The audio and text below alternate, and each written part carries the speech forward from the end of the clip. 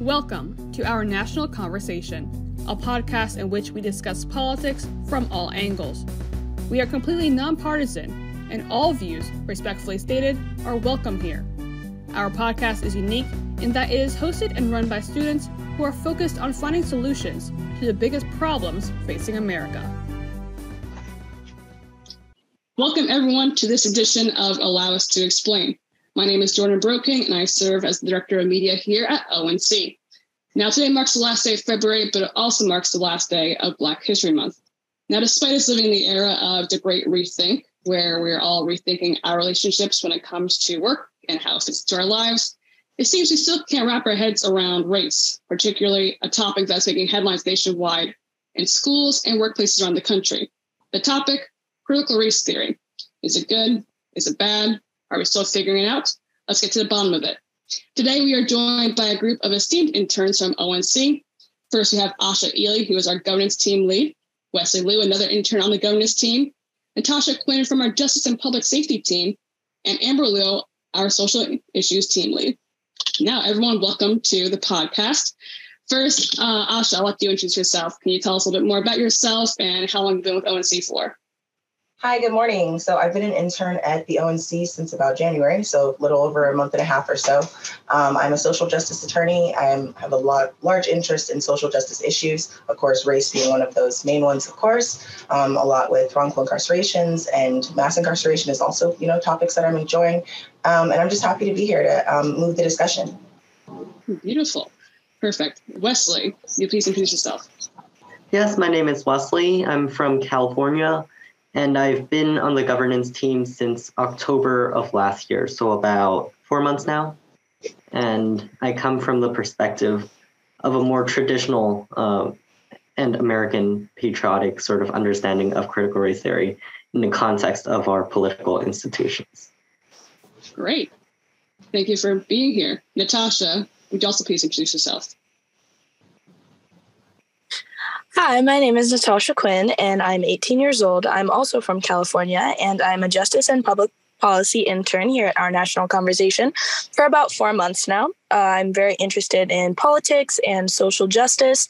I take a more moderate to left-leaning view on critical race theory, and I'm really happy to be in this discussion with you all. Great. And Amber, would you also please introduce yourself? Hi, I'm Amber. I've been at ONC for a little more than a year at this point.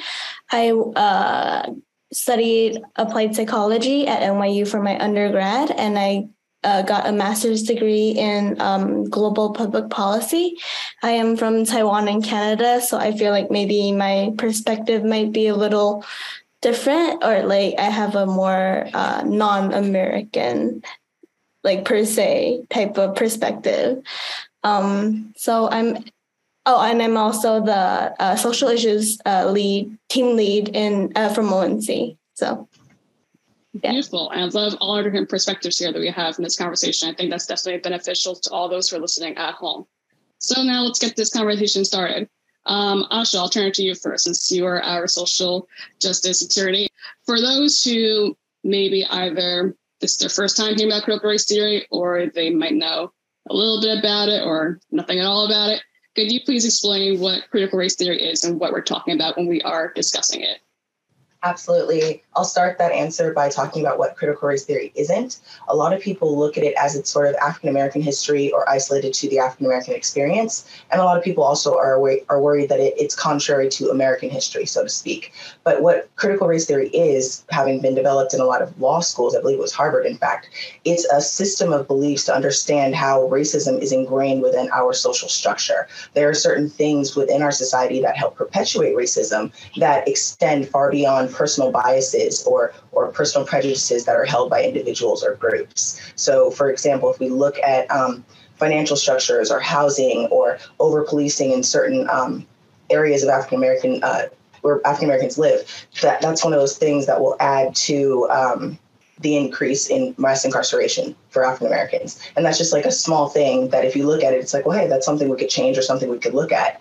And then we can understand why we have an ongoing issue of fatherless homes in African-American communities, or lots and lots of them being incarcerated. There are little things that make the perpetuation of racism continue. Got it. And on that topic, because of you discussing racism and how that's involved in this discussion, do you think that talking about and teaching CRT will be a step closer to ending racism, or is this more so a thing of a past when it comes to race? I hadn't thought about that yet, but I had a question for the other two participants. What I wanted to know what Andrew meant by a more American or Western type view of CRT. I believe that a more mainstream American view holds that the American conquest of the colonies in Plymouth, but also in Jamestown, is a fundamental part of our history. And it was used to sort of establish a colony which had the English common law system. However, a more critical view, which does support the idea of critical race theory, is that there has always been this tension, this struggle between Native Indigenous populations, the first African-American slaves in 1619, and these quote-unquote oppressed groups, as opposed to the English establishment that was settling in these colonies. So I think that's the contention between the traditional view of Jamestown and Plymouth, as opposed to highlighting the minority group and the oppressed groups in American history.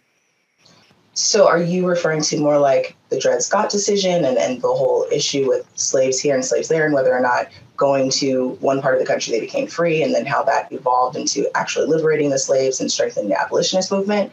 Or what's the context you're referring to as far as today? Yeah, for sure. I think that, yes, Dred Scott is part of the contention between a mainstream, shall we say, holistic approach to American history, as opposed to a more critical view of American history that focuses on decisions like Dred Scott and Brown v. Board of Education and ideas like that surrounding racism and class struggle. Got it. Okay, I'm sorry, Jordan. So what was your question you had for me? No, it's totally fine. I appreciate you asking that. This way we have a nice little understanding of each of our own perspectives when it comes to this conversation. So on the topic of racism and how CRT is used to educate and try to move forward discussions of finding solutions that, minimize racism here in the States, do you think that teaching critical race theory would be a step closer to ending racism, or is race a thing of the past when it comes to either, let's say, that discussion as a whole, or its fundamental blocks when it comes to the education system?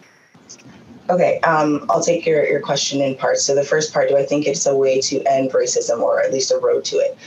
In two ways, I think it is.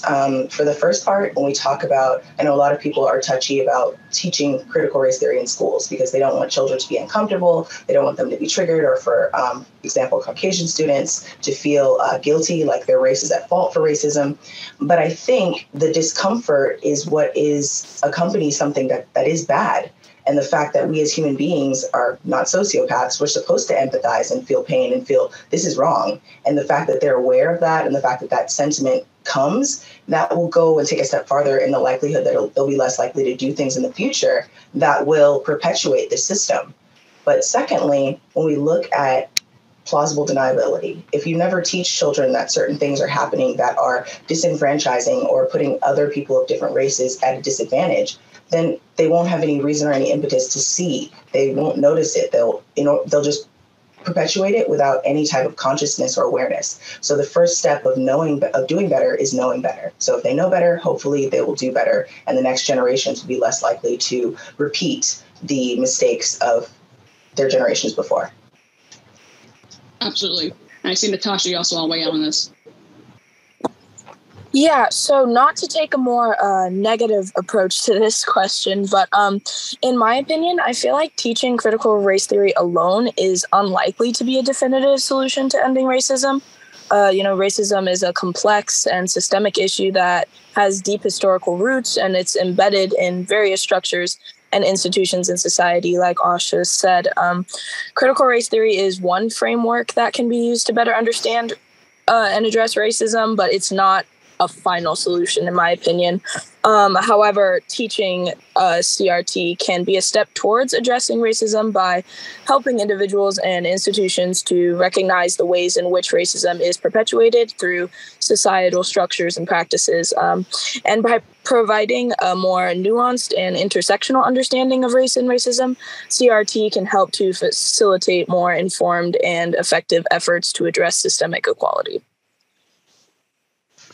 Understood. And I do also believe, yes, that is a pivotal moment when it comes to our educational system. Amber, as well, you also have something to weigh in on. Yeah, I feel like my main concern or like my main thing is like I don't really understand why we have to always like have a term for what we're arguing about. Like I feel like I have learned about like racism. I've learned about like slavery. I've learned about like the Japanese like what is that called? Like the camps that they were being held in. And it's like at the time when I was learning about it, it wasn't like called like critical race theory. And I feel like a lot of times it's when we come up with these specific terms that then people start having these like debates or like there's so much controversy when we suddenly come up with a term like, oh, should we be teaching this? But like we were learning about it even before we came up with these terms, and it wasn't really that big of an issue. And it's like and my personal opinion is like, I could be a little biased because again, like I didn't grow up in America. I'm Canadian and Taiwanese again. And I studied both like Western and like more Eastern, like history. So I just personally feel like I don't really understand why it's so important to have this specific term. That's like my argument or like my. Mm-hmm. And to add to that, I just say that I don't necessarily understand how, as Ibram Kendi, a critical race theory scholar, says that racist ideas are used to justify racist policies. I guess it's difficult for me to contextualize because, as Asha could tell us, there was Dred Scott, which was overturned. There was Plessy v. Ferguson, which was also overturned.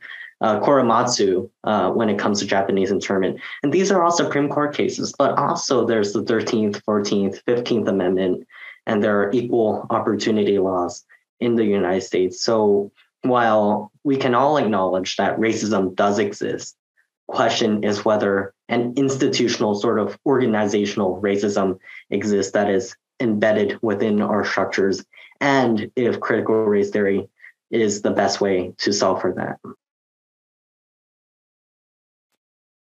I understand. I think as well when it comes to this, there is that conversation when it comes to, as Amber mentioned, the term critical race theory when it comes to education, just because those who may not have a whole base of education when it comes to critical race theory, or the term of it, they might think of other solutions. As Asha alluded to earlier, some people in here, critical race theory, they think of more so African American history and trying to highlight that, when it's more than that. It's more about just actually, bringing forward, this topic and trying to educate people on this issue. And so that was basically kind of the basis of all your responses, kind of the education system as a whole and how we are educating people and students to learn about race and critical race theory in their classes, in their schools. And so with that, the question to kind of bring about this education conversation when it comes to CRT is, what specific events do you think brought back the idea to teach CRT to students? Because as Asha said earlier, it used to be taught in law schools. It was never really a huge thought when it came to elementary school, middle school, high school, just other colleges in general. So what specific events do you think brought back this conversation? Anyone can jump in first to discuss this. Asha, I see your hand raised. Yeah, sorry, my dog's running around crazy. I think it was the 1619 Project, the book that really kind of talks about, the argument that America didn't really start in 1776, but it started in 1619, and how really the whole Civil War with Great Britain started because Americans were trying to preserve their right to actually hold slaves. So I think when that book kind of skipped a step, if you will, because normally in our American curriculum, it takes 5 to 7 years for something to actually matriculate, be vetted, and then go into our school systems. But that book and that project and that concept really kind of infiltrated almost immediately and became a big widespread thing. And I think that became a thing where people were like, oh, that's contrary to American history. It's a lie. It's based on Black narratives. It's not our history. And that kind of started this, conflict, I believe. Natasha, so you also have your hand raised. Yeah, so I was completely in agreement with you, Asha. I would say that one of the key factors in events have been the Black Lives Matter movement that just happened, which gained a significant amount of momentum following the killing of George Floyd by police officers in Minneapolis in May 2020.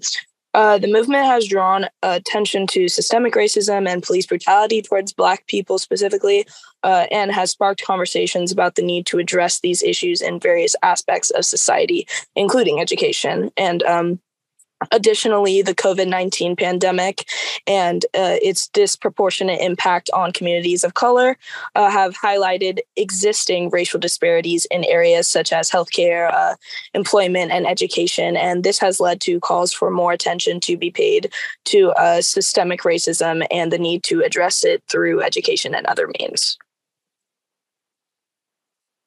Absolutely. And with all these different events, as you highlighted, COVID-19, Black Lives Matter movement, the 1619 Project, all of these are really topics that can be absorbed by anyone of any age range. Amber, I see you also have something to say about this. Yeah, I feel like a lot of times, like, obviously I'm biased because I am Asian, but I feel like a lot of times when we talk about racism, Asian Americans or Asians in general, they don't have to be American, but like Asians tend to kind of be left out of the conversation. And what I realized during the COVID pandemic, a lot of the issues, it was like Asians and other minority races are being pit against each other. And that was something that I felt was why do we do that? It's like we should maybe be standing together to fight against this I can't think of the word for it, but we shouldn't be fighting against each other. And I did see actually a lot of African Americans were standing up for us. I was like, oh, Asian lives also matter. And conversations about the model minority status thing was being brought up to people were talking about it. And I thought that was really good. But it's just a lot of times I feel like Asian Americans or Asians in general are left out of the conversation when it comes to minorities. And I feel like that's something that also should be talked about. Absolutely. I agree 100%. Asha, is why I see you also have your hand raised. Yeah, I wanted to respond to Amber, and I just wanted to say kudos to everything you said. I second that opinion 100%. They definitely do pit the races against each other, but more than that, you acknowledged something that was very honest. You said, I'm biased because I'm Asian. I don't think you're biased because you're Asian. I think we're all biased for a number of reasons. We have beliefs about our own race that we get from people. We have beliefs about other races from people. It's all a big melting pot in terms of prejudices that we hold. But I love that you mentioned the whole Black Lives Matter and Asian Lives Matter, because I think when we look at the whole thing about Blue Lives Matter and, Police Lives Matter and White Lives Matter, it's like the whole point is that when you have a group that has been marginalized and has been forgotten or downtrodden or held down, the reason they're saying or affirming that their life matters is because things they've experienced have negated that sentiment. And that's why things like White Lives Matter is not frivolous, but it's understood. We already know that, so you don't need to say it because you haven't been downtrodden. But lastly, you talked about how the races should stick together, and I think about that all the time in terms of Asians being left out of the discussion sometimes, because I think a lot of us look at Asians as being sort of the model minority. They're almost the closest to being assimilated. They're accepted. They're even praised for even their differences, like, oh, Asians are so studious and so smart and so quiet and they don't make a problem, I mean, I think that might be part of it as well. Yeah, I think that Asian racism towards Asians and Asian Americans, as Amber mentioned, is important for us to be having discussions about in context of systemic racism, in context of disparities when it comes to African American and Latinx communities. But I also think that, Asha, you brought up an interesting point about the Blue Lives Matter movement or the White Lives Matter movement, white nationalism, ideas like that. And I think it's really a reactionary response to Black Lives Matter and all this systemic racism, critical race theory occupying such a large space in both academia, but also popular culture. And when it comes to Blue Lives Matter, I think that there's a major concern, not only amongst law enforcement, but also amongst whites and quite frankly, amongst all Americans, that the Black Lives Matter movement and the sort of defund the police movement was quite adversarial towards law enforcement. And we saw movements to defund major police departments across a multitude of major cities. And I'm not sure if that was for the best, both in terms of the country, but also in terms of the Black Lives Matter movement. Was that a strategic choice, or did that just happen within the sort of social movement of the time? And I think it held severe consequences for the reputation of the Black Lives Matter movement. So just for Wesley's first point, I'll respond to that first. I actually took a class called like social movements in my master's degree. And we actually talked about like the Black Lives Matter and like defund the police, like that slogan specifically, like defund the police. Like if you look at their demands, it wasn't really to like actually defund the police. Like we agree that, it's important to still have police, like it's important to still have people like protecting us when there's crime and whatnot. So that wasn't really their main point. So we what we talked about was like kind of maybe the slogan could have been better. We weren't people weren't really arguing to actually like not have any more police officers in every city. It was more about like there should potentially be some more change. There should be some change in like the police system. And as for Asha's our discussion about like the Asian American thing, I like totally agree. And also I wanted to also mention that there is that whole model minority status, that whole debate. And also it's like part of it is, I think it's important to mention that it is part of our culture to not have conflicts with people. We suck, like our culture just teaches us to kind of like suck it up. Like just as long as we don't like have conflicts with other people, like that's the best thing that could happen. And that kind of is also why I feel like it's something that should be brought up when we're talking about like racism as a whole. It's like just because we don't bring it up doesn't mean that it doesn't exist. And now I see Natasha has her hand raised. I know she's on limited time because she unfortunately has to leave in a few minutes. So Natasha, I'll let you also bring your point into the discussion. Thank you. So Amber, you mentioned how the topic of police reform was coming up. And I was just wondering what you all think about incorporating critical race theory into police academy curriculum. And do you think that that would be effective in dismissing police brutality and giving police officers that extra education that could help them become less violent towards Black Americans, Asian Americans, Latino Americans? So obviously I can't speak for everybody, and this is obviously just my personal opinion. I feel like I don't want to use like any term like what I mentioned before. I don't like to use any like umbrella term. I feel like it is important to talk about racism, and because I studied psychology in my undergrad, I feel like what I felt was that the textbooks or like every training system, whatever, like they don't pay attention to every culture's differences. They talk about like, this is what happens in like the like kind of like the white American, like this is what it is like for white Americans, and this is how we handle white Americans like issues. But they don't pay attention to, well, hey, like Asian Americans, again, like, we don't want to like tell other people what our problems are in our homes. So like things like it's very different between all cultures. So I feel like personally, I think it's important to bring up, to teach in like police academies, but not like the differences between cultures. That's what I believe. I wouldn't use the term critical race theory specifically myself, because I feel like, again, it's just a term that like it's so broad. Everybody has in my opinion, I feel like everybody has a different like opinion about what it is. Yeah, 100%. I want to touch on Natasha's question, but first I just want to quickly respond to Amber about your issue before about Asian Americans kind of suffering in silence. I feel you on that. But as to your point about the term, I agree. The concepts that are inherent in critical race theory might be discussed in history class. They might be discussed in social studies. They might be discussed in African American studies class.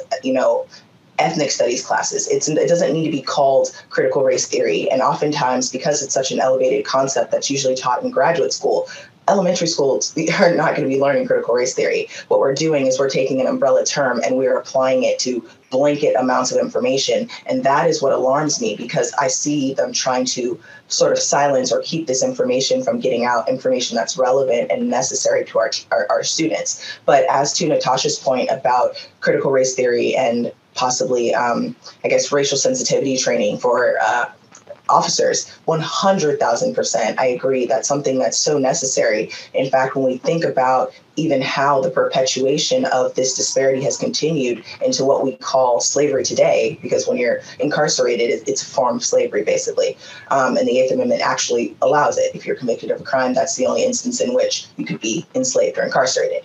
So we look at like the 1970s, the 1980s, even up until the 1990s, where we had this war on drugs, and we had, officers really trying to arrest people for drug crimes. But the amount of years that you could get sentenced to for having cocaine, which was largely a drug that was available in predominantly white communities, the sentencing was 10 times less than that you would get if you were caught with crack, which was something that was prevalent in the African American communities. But studies have shown that African Americans are not any more likely to be using drugs than any other race. But for some reason, there was a greater population of police in their area. More of them were being arrested. And then all this contributes on and on and on. So then more of their fathers are not in the home, more of them are locked up. Then when they get out, we've got a 42% recidivism rate, because once you've been through the system and you get out, there's a 42% chance you're going to go back in, even if it's something so simple as an infraction by, not seeing your parole officer, or some little thing that isn't really an issue, but puts you right back in the system. So all of these things contribute to this whole mass incarceration.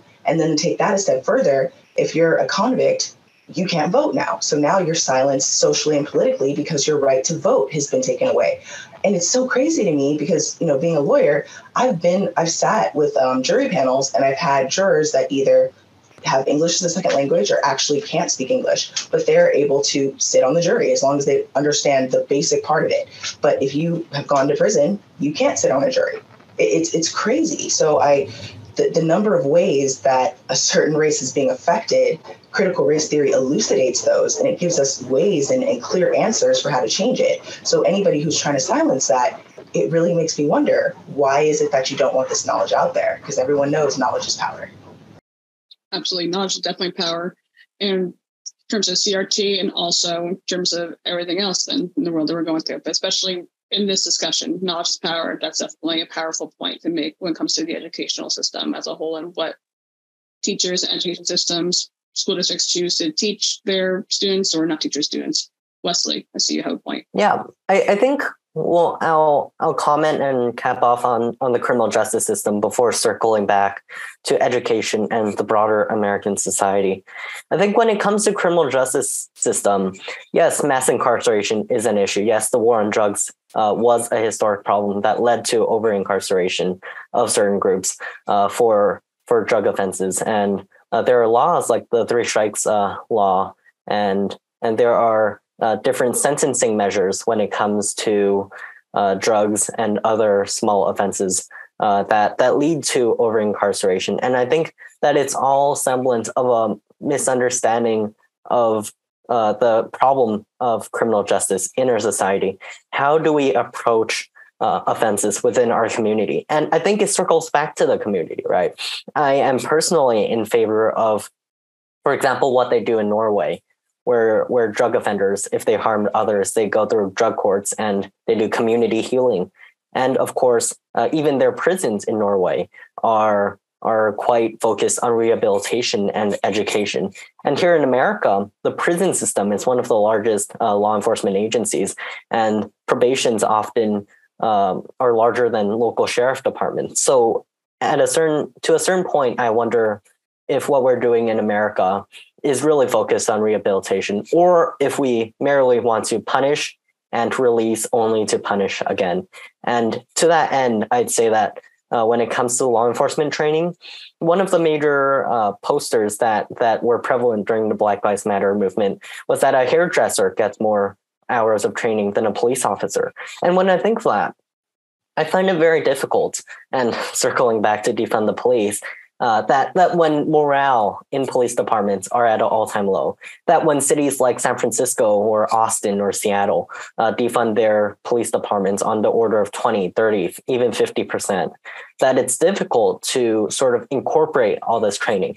Do I think police officers should get as much training as possible? Of course. Do I think cultural awareness and racism should be incorporated? Probably. But I also recognize that this is in a time where the response rate to 911 calls, critical 911 calls in cities like Seattle, top 7 to 12 minutes, sometimes even more. So I recognize that there's a more critical need. And in that case, I'm more empathetic or sympathetic to the nature of policing in America because of all these structural factors. But yes, I agree that more awareness needs to be raised. But when it comes to education, once again, I think it all goes back to individual communities and individual families. I'm not sure if teaching an institutional racism is the way forward. Instead, I think teaching a radical message of empathy and of kindness and love is a much more powerful message. So instead of organizing all these critical race theory, where, for example, a lot of sociologists say racism can exist even without racists, I don't believe that. Racists lead to racism. And if there aren't racists, then how's there racism?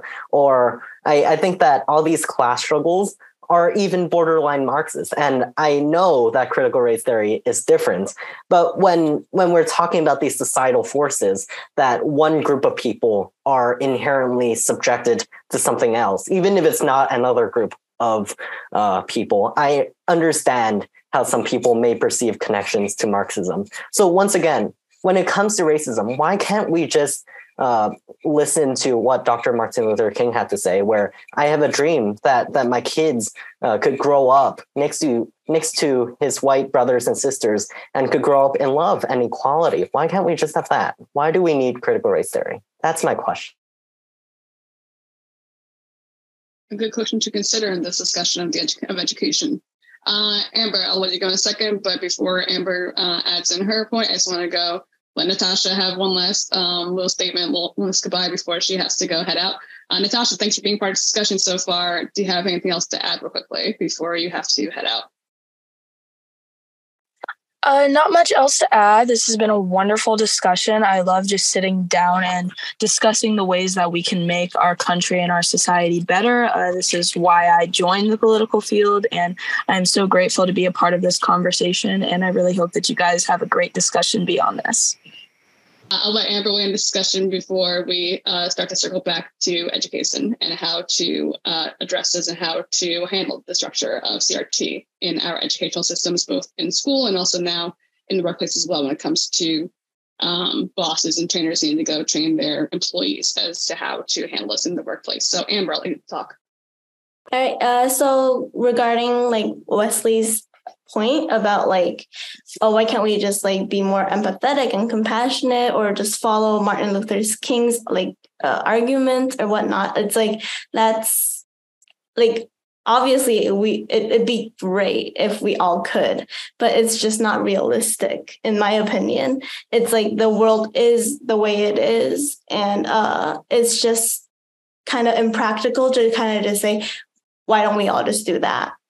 And also your point about like there being a big, when you're like saying, like it takes 7 or however many minutes you mentioned for a police officer to get to like a call or whatever. Yeah, like I agree, like there is a need for police officers, but I also feel like a lot of these calls, like statistically, a lot of them are like mental health crises. I personally believe that like as a psychology major and somebody who wants to go back into the psychology field, why not have like incorporate, like this is something that has been done in certain cities. I can't recall on the top of my head which cities have been doing this, but a lot of cities are actually having like a crisis unit where it's people who are trained with like mental health, for mental health crises. They can go and do that instead of having a police officer go and maybe they aren't trained professionally to handle certain situations. Like if somebody's having like a schizophrenic break, it doesn't mean that they're actually being aggressive. They don't necessarily want to harm somebody, but it is a mental health crisis. So why not have somebody like a separate team maybe? And a lot of times, like in some of the cities, it's just volunteers, like mental health, like professionals who are volunteering to do these things. I don't see why like that wouldn't be like a good alternative to what is happening right now, and like have the police officers actually respond to like a severe, like more like I can't think of the word, but something that's more like imminent, somebody who's like having like being held hostage, something like that. No, I definitely understand you when you say that. Asha, I'll let you have the last point before we move on to education systems. Yeah, for sure. I wanted to respond to Wesley and to Amber. Wesley, I love what you said about why can't we have training on love and empathy? Because what that harkens to me, besides just the fact that we do need more training on love, we do need to remember empathy, is that we focus a lot on the problem. And as you know, I'm a big proponent of the law of attraction. What you think about and what you focus your energy on grows. So if we keep focusing on the problem rather than coming up with solutions, then it kind of perpetuates it. And I think that's why we continue to have these problems. And as a society, we're very addicted to the news because it's bad news, bad news, bad news. But when good news comes, it gets like 2 seconds of attention and we forget about it. So I think if we focus on solutions, that would be awesome. Going back to your point about mental health, I think you mentioned Norway, was it? Forgive me if I misstate you. Yeah. Well, in the US, we do have a thing called PC 1001.36, and that's mental health diversion. So courts do have the ability to actually divert offenders based on certain criteria if they have mental health issues. The problem that I see happening is that prosecutors do everything in their power to challenge the right of that defendant to get that diversion. Courts are hesitant to grant it. I mean, it's available in most situations other than like sex crimes and really, really violent crimes, but it's just not being used. And that brings me back, I guess, to the circle of we're focusing on law enforcement as being sort of this issue, but we forget law enforcement officers aren't the ones that charge crimes. They're not the ones that are sentencing people. They're not the judges who are determining fact from law. There's like this silence as far as what goes on within a courtroom, and the world and the public is not knowing what happens. And people just go into the system. It's like a one-way funnel. And once you go in, you don't come out. So I think that is one thing that we really need to focus on actually in terms of getting more transparency within the court system. When judges break the law, they get disciplined in private or in quiet. No one knows about it. No one hears about it. We need to have our courtrooms where they can be screened or streamed, where people can watch the court hearings and see what's going on. So they can't just say things that aren't true and just throw people behind bars for exorbitant amounts of years. So I think that's something we should think about also. Last point, when you're talking about police training, actually coming from a kid of cops. My dad was a police chief, my mom was a sergeant, my stepdad was a lieutenant. I came from a household of cops. So you would think very much that I'd be very Blue Lives Matter or very, supportive of all of police and everything. But it's like, imagine if you go to a job every day where your life is risked on a regular basis. You don't know what's going to happen. You don't know a person's intentions. You have fears, you have biases that you grow up with. And sometimes you carry those with you. So we can't imagine that without that training, that they can do anything but continue to act out in a life or death situation, that which is deeply ingrained within them. Not to say it's bad or good, but without any other training, what else can we expect to be evident? Absolutely. As you mentioned earlier, and as you also mentioned this answer as well, a lot of us who come from different experiences, we have different backgrounds that may, either, correlate with one another or go against, like what, society has as this way and that way. And so obviously children are being taught these ways as well. Children being exposed to this on a daily basis. And we all discuss our own education backgrounds when it comes to race. And Amber said that she learned about it a lot in school. Personally, I learned about it, race more so when I got to college and a little bit in high school as well. And so for our generation, there are different levels, different grades as to when we actually start approaching this topic in the educational system. But nowadays, children here are being exposed at earlier ages, where that's due to the Black Lives Matter movement, COVID-19, the 1619 Project for older students. So with children being just so malleable to different topics, just being able to absorb and just be taught different ideals and lessons, etc. What age groups or what age range should children really start learning about either critical race theory, race as a whole? What do we think when it comes to this, Asha?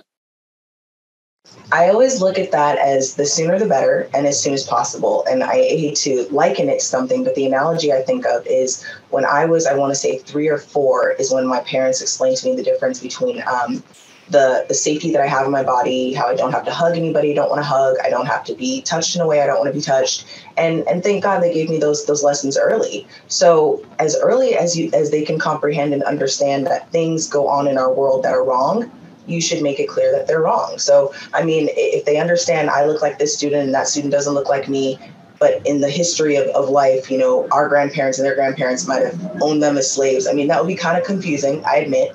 And it's something that they'd have to kind of understand and go slowly about. But I think as soon as it's possible for them to understand that there are injustices in this world and that it's incumbent upon everybody to ensure that those injustices are not perpetuated, that you cannot be a bystander, you can't watch something wrong happening and not be culpable as well. We learned that in the law. Conspiracy, I mean, you could be the person driving the car and not know they stole, from the liquor store, but guess what? You're now wrapped into a conspiracy because you didn't stop it, you didn't help, and you assisted. So as soon as possible, in my opinion. As soon as possible. In Asha's opinion, Amber, I'll let you go next, and then Wesley, you can go right after. Yeah, I agree that people should, everybody should learn about it ASAP, because a lot of times if you don't know about something, if you know something, you do better when you know something, right? But if you don't know better, then you can't do better.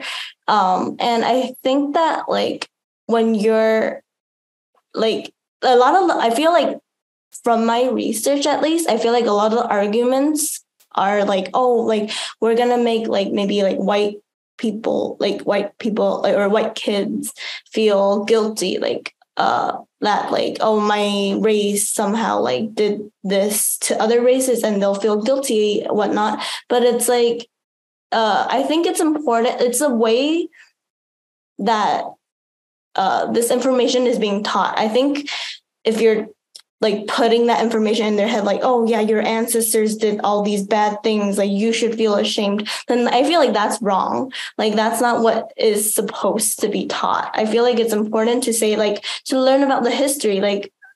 Would you rather be ignorant? I don't want to really refer to okay, I will, but it's kind of how China erases certain historical moments, like the Tiananmen massacre, when they had massacred a bunch of people, and then but right now you can't even find it, you can't learn about it. It's not in the history textbooks, all that. For me, what's the difference between us? It's just censorship. For me, at least, that's what I personally feel. Again, it's my personal opinion. I'm not sure if critical race theory should be taught until middle or high school at all. But that said, I'm going to preface my entire answer today with a focus on academic freedom. I believe in academic freedom. For example, on my bookshelf right next to me, I have Karl Marx. I also have John Stuart Mill, libertarianism, and I also have Federalist Papers, and so we could read all these things and we could learn about all these things, but it's important to keep a level of equality and a level of fairness to certain schools of thought and to give them justice to what they deserve. So in the context of middle and high school, I do think that it may be more reasonable to introduce the critical theories, but I also think that it's important that this critical theory is taught alongside other theories that may very well be opposed to critical race theory.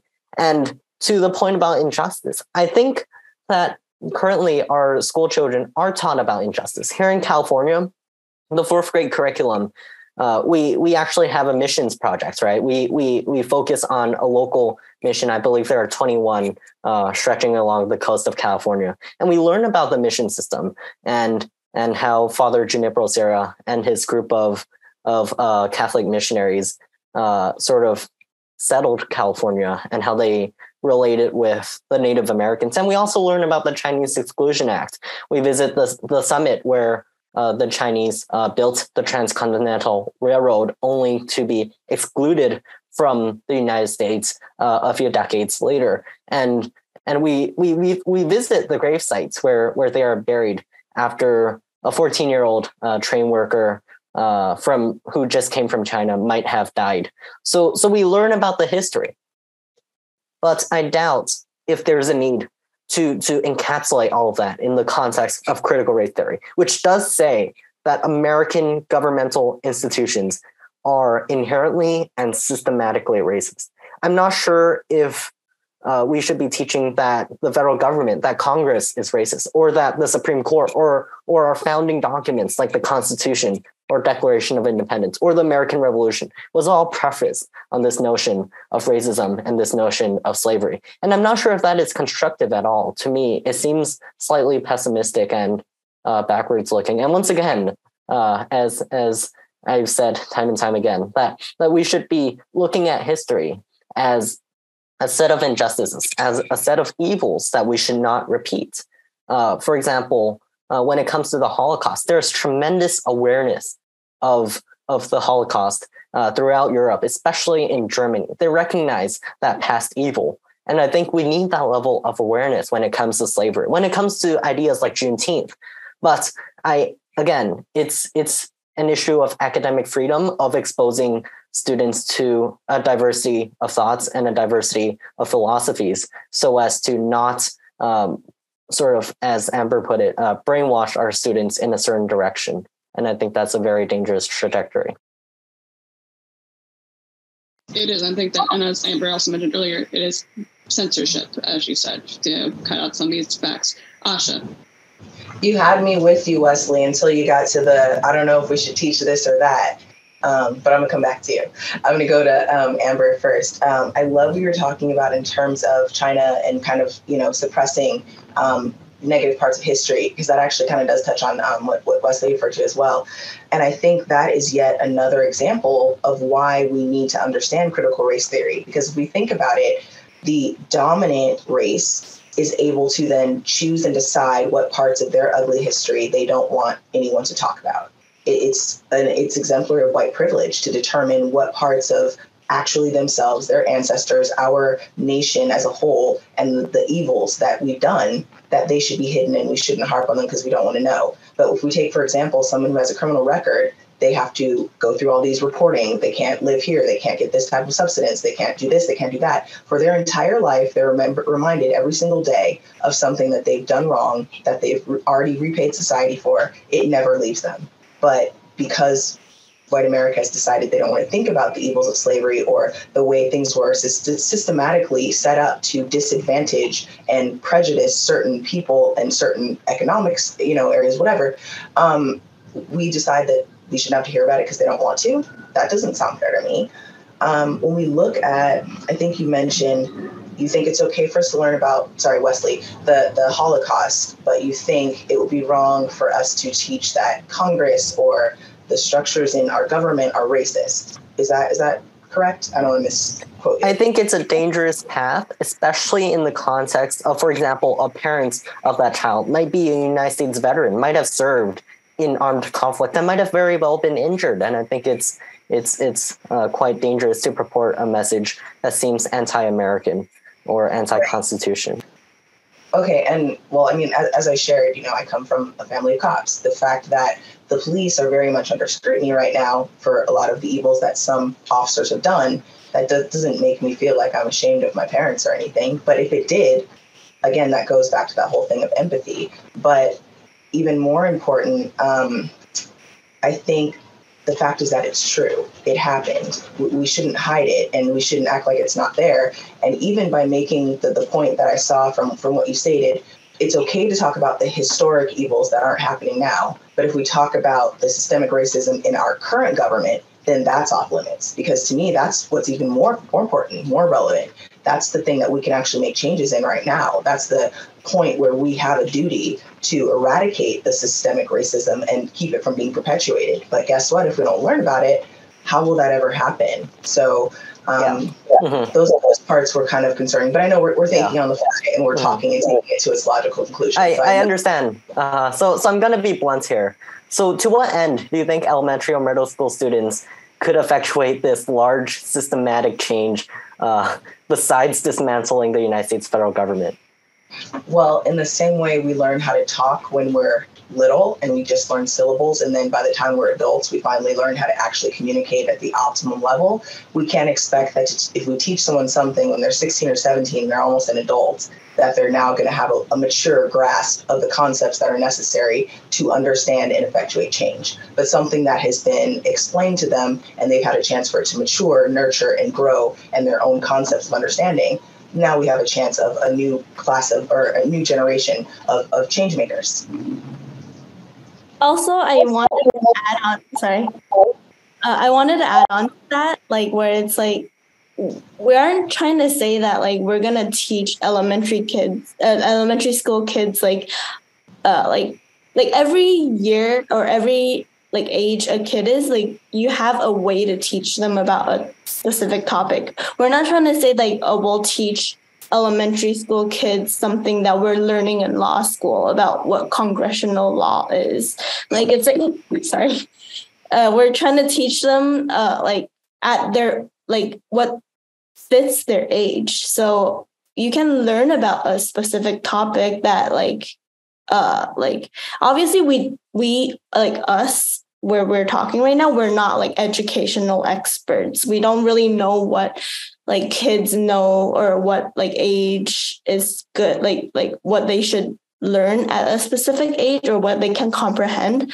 But like it's important for them to still maybe learn a little bit about like, hey, like maybe not everybody is treated equal in our country. Like, yeah, we like America is a great country for a lot of different things, but maybe not for every single person. It's like not everybody is treated equally. I think that is something that is important that like people should learn about. And that also teaches empathy, going back to your point, Wesley, right? Like you were saying that people need to learn about empathy, teach empathy. Then like that is something like, it's like, oh yeah, maybe some people might be treated better because of, you know, like not even just because of race, like, oh, some people are better looking, like, you know, better people, like appearances also like is something that like, you know, like better looking people get treated better.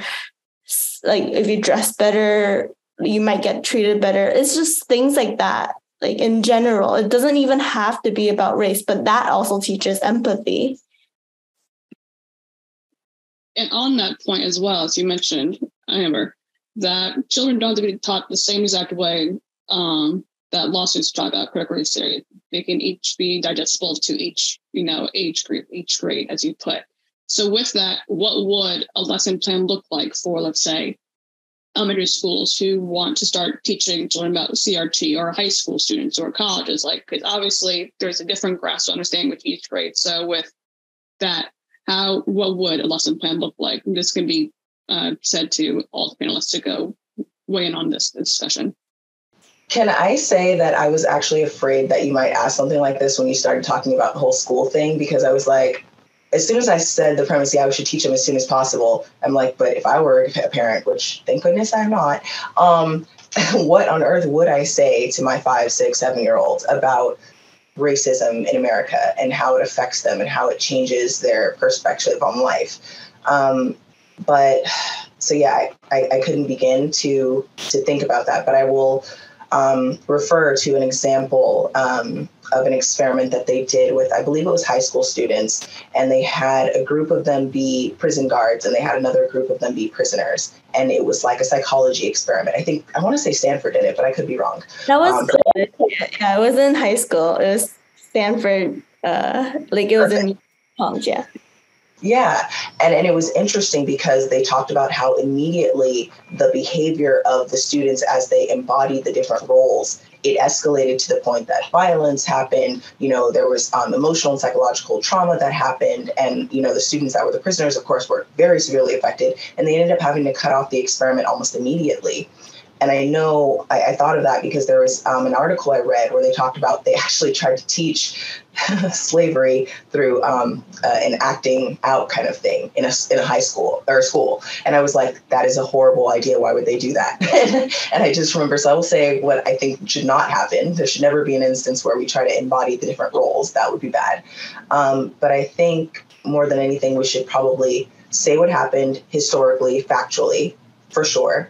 And then maybe have a discussion and see what things they think are wrong about what actually happened. What issues do you see? Do you think that should have been allowed? Do you think we should still have that today? And I think that might be a good start to see where their minds take them.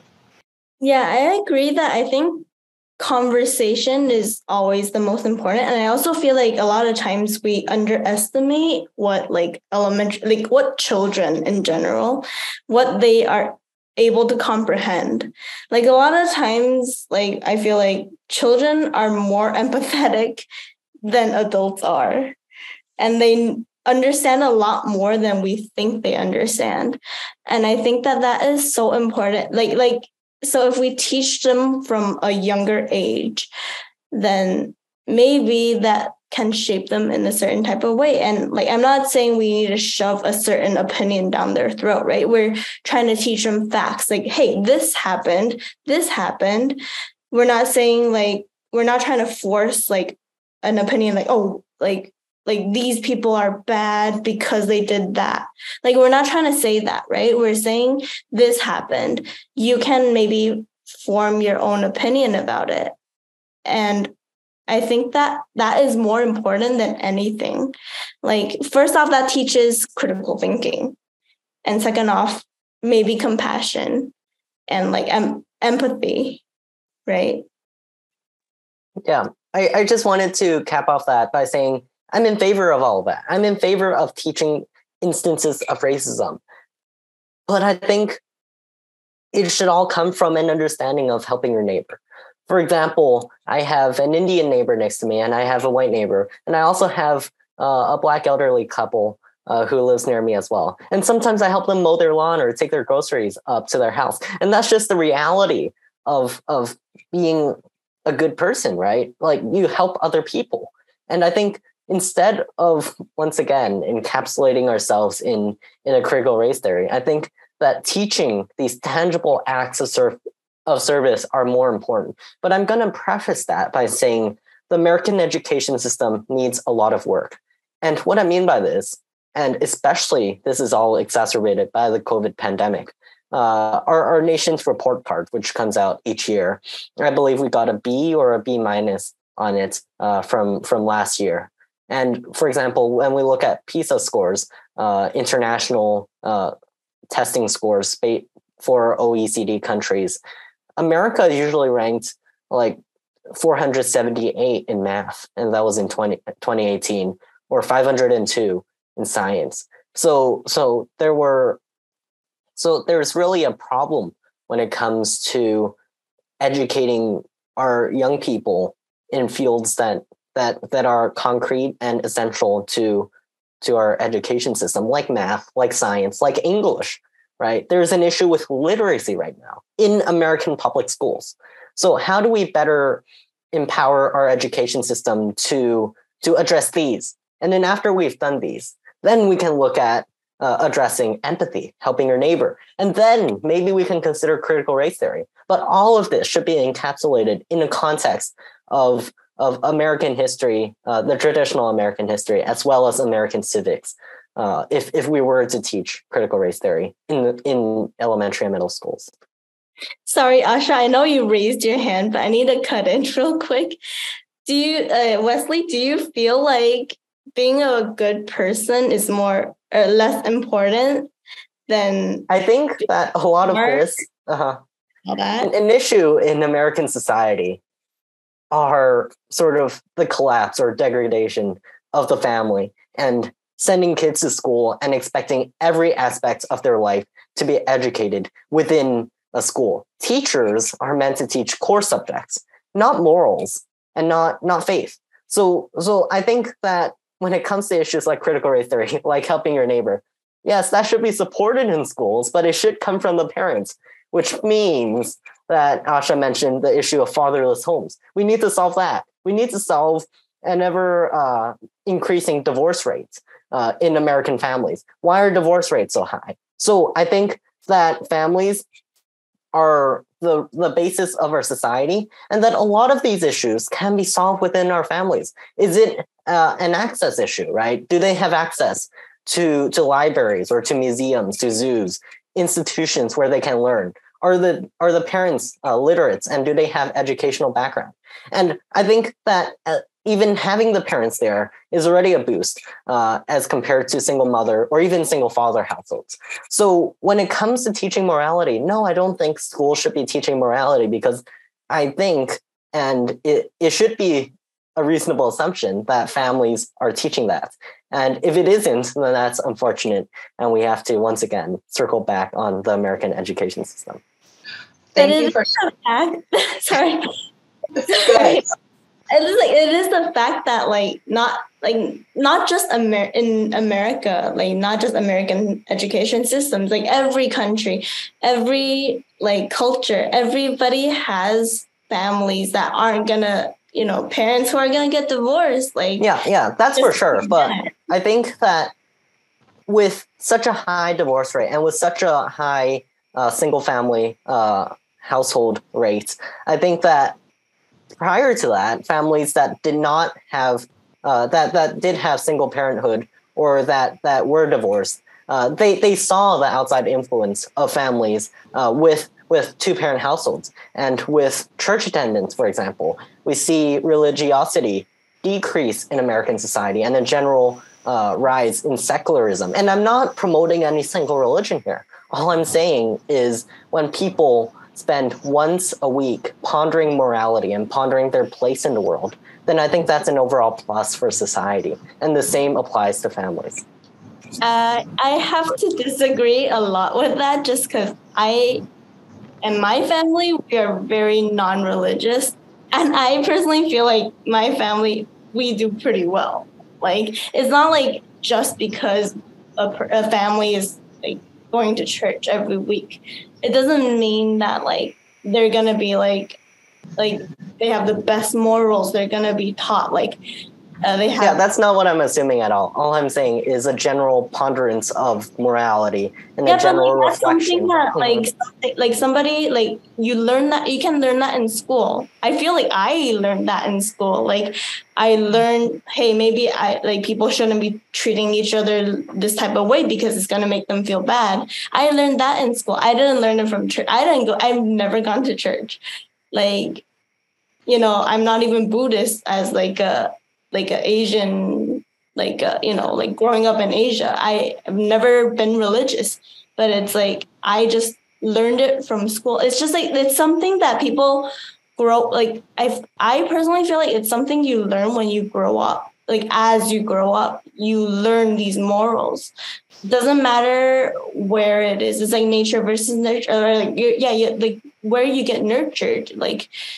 You just kind of learn it one way or another. It doesn't have to be this specific type of way. You kind of are kind of saying it should be go to church and then a two-parent family home.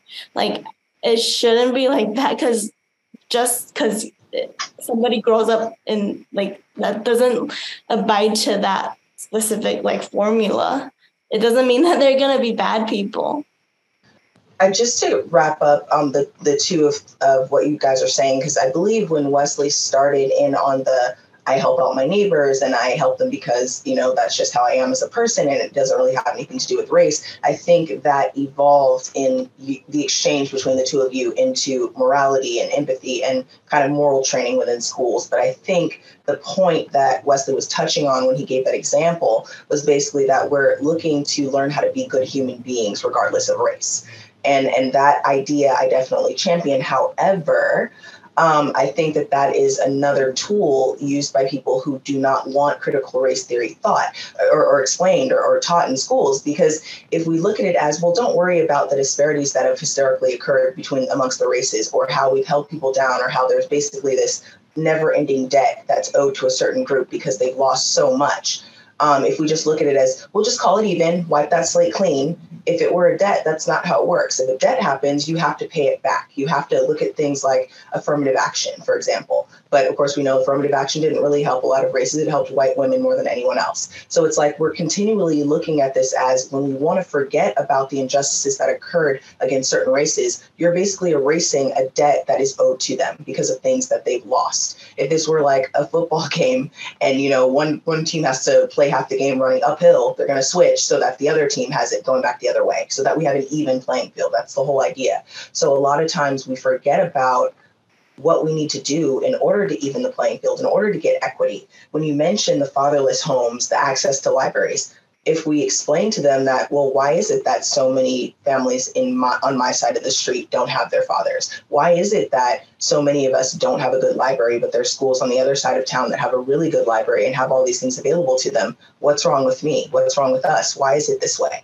Critical race theory gives answers to those questions without leading a group or generation of a certain minority group to feel like there's an inherent disparity about them that is just inherent. Like, oh, well, we're not good enough because I grew up at a school looking like this and you grew up at a school looking like that.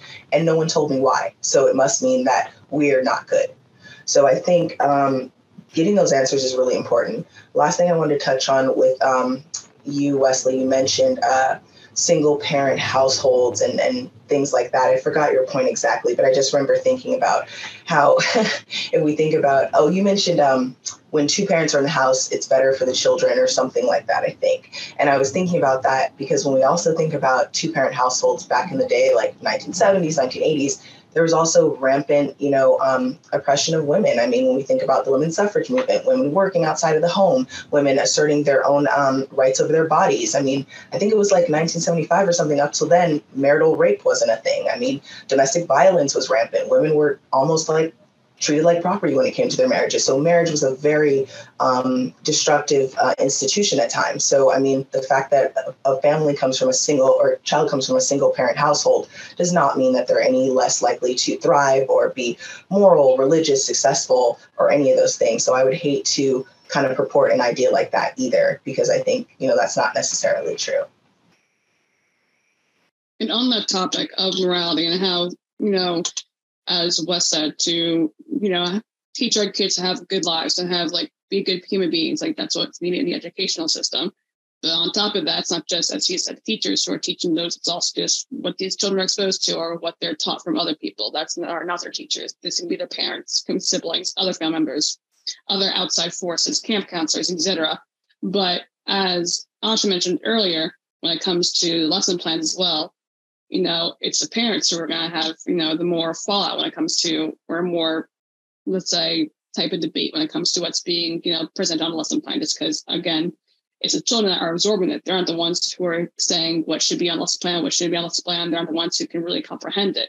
And so when we're talking about bringing parents into this table of discussion when it comes to how CRT should be taught to their children, what type of involvement do we think the parents should have, or should the parents be exposed to the lesson plans that are being presented by their teachers? Should the parents have more say in what's being taught in the classroom? Amber, I see your hand raised. I personally think that if you are really maybe I don't really know how the American education system works. I could be wrong, but from what I know, it's why can't you just transfer your kid to another school? I don't really know what it is like. Okay, so you're basically saying you're not offering whether or not the parents should be involved, but you're saying if they don't like what's happening at school, just go to another school. Yeah. I mean, Okay. that's what it was like from my country, from Taiwan, but I could be wrong. But your question, Jordan, you were asking how much involvement the parents should have, like on the actual school system's decision and what they teach, or in terms of reinforcing it at home, or what do you mean? Honestly, all the above, because obviously, like, there are those debates that we see online that are perpetuated through the media of parents who either go to the board of education meetings and start to, make a whole show right there about why they do or don't want CRT taught on their children. You also see parents just post their child's assignment online and then, start a whole debate on Facebook, Instagram, etc. So kind of all the above when it comes out, like how should the parents, be involved as far as, having discussions with their child's educator on the lesson plan, having discussions with their child on what they're learning and what they're bringing back home from what they've been taught or heard about in school. And like, that question makes me scratch my head because it's almost like, it's not like it's a moot issue, but it's like, when you think about advising or opining on the amount of involvement or passion or intensity of a parent's, influence in their child's life, it's just every parent parents differently, and it depends on what their objectives are. I'm personally a little terrified of the parents that are showing up to these school board meetings saying we don't want CRT in our school and getting all hyper about it. To me, they're reminiscent to me of the people from January 6th. They seem hostile. They seem very crazy. There was one, a YouTube video I watched a few weeks ago where they actually had a sit-down discussion with this guy who was leading this group that were going to a lot of meetings for the board and saying we don't want CRT in our schools. And he said, I looked at the lesson plans and they've got all kinds of language about this and language about that. And the guy said, well, these are the lesson plans you reviewed. Can you show me what parts you're concerned about? And he said, well, it's not in there exactly. It's implied. And he was like, okay, so what implication, what language in here is implying what? And he's like, well, you got to read between the lines. It was like he couldn't actually pinpoint any section of anything that was actually problematic, but it was just in his mind, his mental construction of what it meant or implied or the implications it could set off. So to me, that's just an example of them wanting to perpetuate their own prejudices and their own biases. If there's something specifically that can be pinpointed that you see as problematic, well, let's talk about it. There's no problem there. But I don't think doing a broad swath of ideas, then outlawing them, because that's basically violation of our First Amendment rights. That's violation of our ability to have a free-flowing ideas and concepts and education. I think as long as Amber mentioned earlier, we keep everything both sides. And if we're presenting something that is opinion-based, we let them know that there are other views and we welcome those other views, then I don't see a problem. But I mean, parents are going to parent how they parent. Yeah, I think Asha's going to love how I'm going to diverge as per usual here. I do think parents should be involved in every step of the process when it comes to their children's education. And I do not find a problem with parents showing up at school boards and using the public comments function, which they are entitled to as constituents of a duly elected school board. And unless they become violent, I do not see a problem with them voicing their personal concerns with what their children are learning at our public schools. And to address Amber's point, I am personally in favor of school choice, but I won't go into it because I wish that this debate was not about school choice. So I'm going to bypass that for a moment, and I'm going to broach the issue of education here. And once again, it goes back to our global standing of America trying to return to becoming an intellectual superpower. It was America or Americans who innovated, who won the space race, who did all these extraordinary accomplishments like the telephone or the computer or even the internet. And I think that those are achievements that Americans should be proud of, but also achievements that Americans should cherish and empower their children to do. And as part of that, I think that there are important educational values and ethos that needs to be communicated to children that are currently missing. And it seems like critical race theory or other social issues being taught at schools have occupied that space, that vacuum. So if I do think that parents should have input on what is being taught in schools and to what extent, because once again, parents are the guardians of their children and are supposed to shepherd their children in a certain way. Can I just say, to clarify my point about them showing up to the school board meetings, I'm not saying they shouldn't be allowed to show up. But please show up all the time. Always show up. Parents, please show up. What I meant was the ones that were hostile or that were holding ideas or espousing ideas that they could not then back up with any type of fact. That's what I mean. But to your point about what we need to have going on in schools and critical race theory occupying a space where we actually need education. I think that is true right now because it's the popular conversation, but not in general. But I do think you're right. We need to get to a point where our public schools are on the same level as a lot of our private schools, where students across the board, no matter their socioeconomic level or their race, they have the same access to educational opportunities. They have the same level of teaching. They have the same caliber of a scholastic program that's not just a holding cell or a pipeline to the prisons. And I definitely think that needs to be our focus rather than on minutia of the curriculum at this point. I agree with you on that. I agree parents should have a say in their children's education, but like just based on the fact like the what's that called? Charlotte's Web has been banned. It's a banned book in Kansas since like 10 years ago. I feel like for me, I don't get it. Let's see. I was trying to like Google the other book, but another book, a Dr. Seuss's book is also, Green Eggs and Ham is also banned for like, just like, for me, it's kind of just insane to me that like, these are things that are being banned. And then, like, I still don't get how this is how this is different from like just China being like censoring things. Like I guess like it would be great if somebody could explain to me why like not teaching certain things in school is different from censoring things. I think that the difference here, and I'm just going to be brief because it looks like Asha wants to say something. So the difference is that parents and kids have access to the information. It's not a barring of access. It's a question of whether they should be taught in public schools.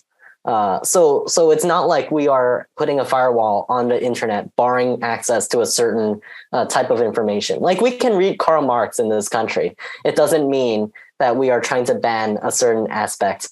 So that's just to clarify.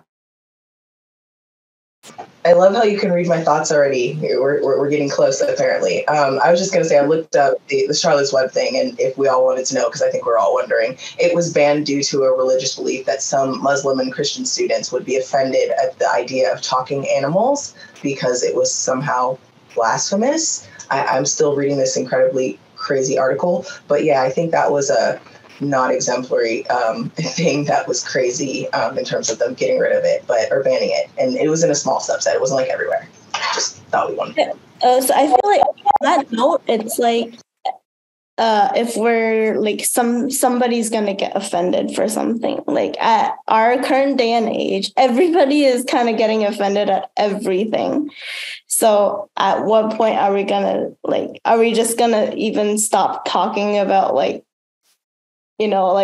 evolution, Definitely. It's cancel culture. That's the world we live in. I think that's the term. When something becomes a problem, we rave about it and complain about it, and then we cancel it. So I feel like there's a whole other podcast we could do on that. Oh, yes, without a doubt. Like that bleeds into so many different dynamics when it comes to cancel culture in different parts of our world. And I think the other book that you were speaking about, Amber, was To Kill a Mockingbird. That's been like banned like a lot of places because of the I believe it was How to Do Race, and another pinpoint in that story that was banned for several reasons, like across different school boards. And as we're starting to dive into some of these like negative results of like not teaching CRT, so talking about censorship, talking about not exposing our children to these different ideals, different viewpoints. Obviously, the children are going to be taught by someone, and that person's also going to have their own past education system where either they were taught about race or they weren't taught about race themselves. And so how can we possibly expect them to keep on, teaching about this if they weren't probably educated. So on the topic of teachers when it comes to this topic, first of all, can we prep or how can we prep our teachers to actually discuss this topic when it comes to their lesson plans for those who either have had extensive research in critical race theory before they start teaching it, or those who have had little to none before they start teaching it, or were told maybe by their superintendents or school systems that they have to start teaching it in their schools. How can we start to prep teachers? How can teachers be prepped to do that? So I'll start the conversation with that, and then we'll go on to another question after that. I feel like this question should go to some educators. I feel like I'm not even qualified, but I'll just give my opinion for kicks. In terms of preparing them, it's we need to start at the basics. So, for example, when we look at the term racist, I think if you asked everybody what that word means, people would have everybody would have a different opinion of what it is. And nobody wants to be one. And that's the biggest thing. So as long as people don't think they're racist, they think they've got it covered in terms of their ability to be unbiased, not prejudiced. And I've got 2 Black friends, and I once dated a Black guy. So clearly I can't be a racist. It's like these things that people say to qualify themselves in social situations. It's not enough. So I think it would begin with really making sure that the teachers understand, or at least begin to see, at least advance their own ideas of what it means to be racially sensitive or to be non-biased. And that begins with us looking within, looking at ourselves, examining our own biases. I think that as long as we move from the point we're at to a point a little farther, we're not ever going to be at the same point, and teachers aren't going to all be the same. But I think as long as people are open and willing to keep learning and to be racially sensitive, I think we'll be okay. Yeah, and I feel like, again, like, this is bringing back to what I previously brought up, like in the beginning of the episode. It's like a lot of times when we talk about racism, it again, like, kind of talks about like Latinx or African Americans. But I feel like it is so important to start bringing Asian Americans into the conversation. I mean, I was working at like a community, like Asian American community, like organization before. And we collaborated with another organization who supposedly was supposed to help all minorities in New York City. And in their statistics for their PowerPoint, they didn't even include any Asian Americans. And I was so shocked because I was like, we are literally like an Asian American like organization. And to them, they were like, well, yeah, like you guys Asian Americans, you guys do so well, you make so much money, whatnot. But like, if you look at the statistics in that year, and I'm pretty sure for more years, it's not just that year, but like the average income for Asian Americans is actually the lowest in New York City. So that is something that is like just shocking to me, that like people still like it like kind of anchors me too.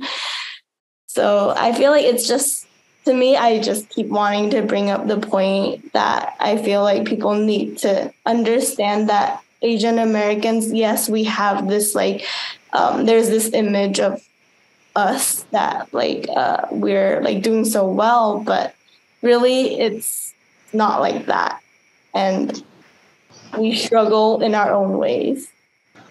I think you touched on a really important thing, Amber, in terms of how we view people who need help or who we need to kind of balance the playing field for. And I think you're right. I think the idea is that Asians are doing fine. So even though they are a minority, they're not minorities that we need to worry about, or minorities who need a hand up, or minorities who, what's the issue? Why can't they get it together? Which is, I think, the belief when we look at, African Americans, that's the problem. Why can't they just not, be in prison? Why can't they just do this? And then we really have to take a more complicated view in terms of looking at how society is structured and why it's perpetuating challenges for that group. And ultimately, not to be rude, but in my opinion, with your history and Asians, it's like you weren't kidnapped from your home country and brought here as captives. So the evolution of how you grew into this country and your relationship with this country was not so adversarial, was not so much at odds, was not a crime against humanity. So it makes it to where, while I understand what you're saying in terms of being a minority also, it's just that the relationship between America and Asian Americans is different than that relationship between America and Black Americans, in my opinion. Okay, so to like talk about that, it's like, yeah, we had the internment camps, right? Like that is one thing that was miserable.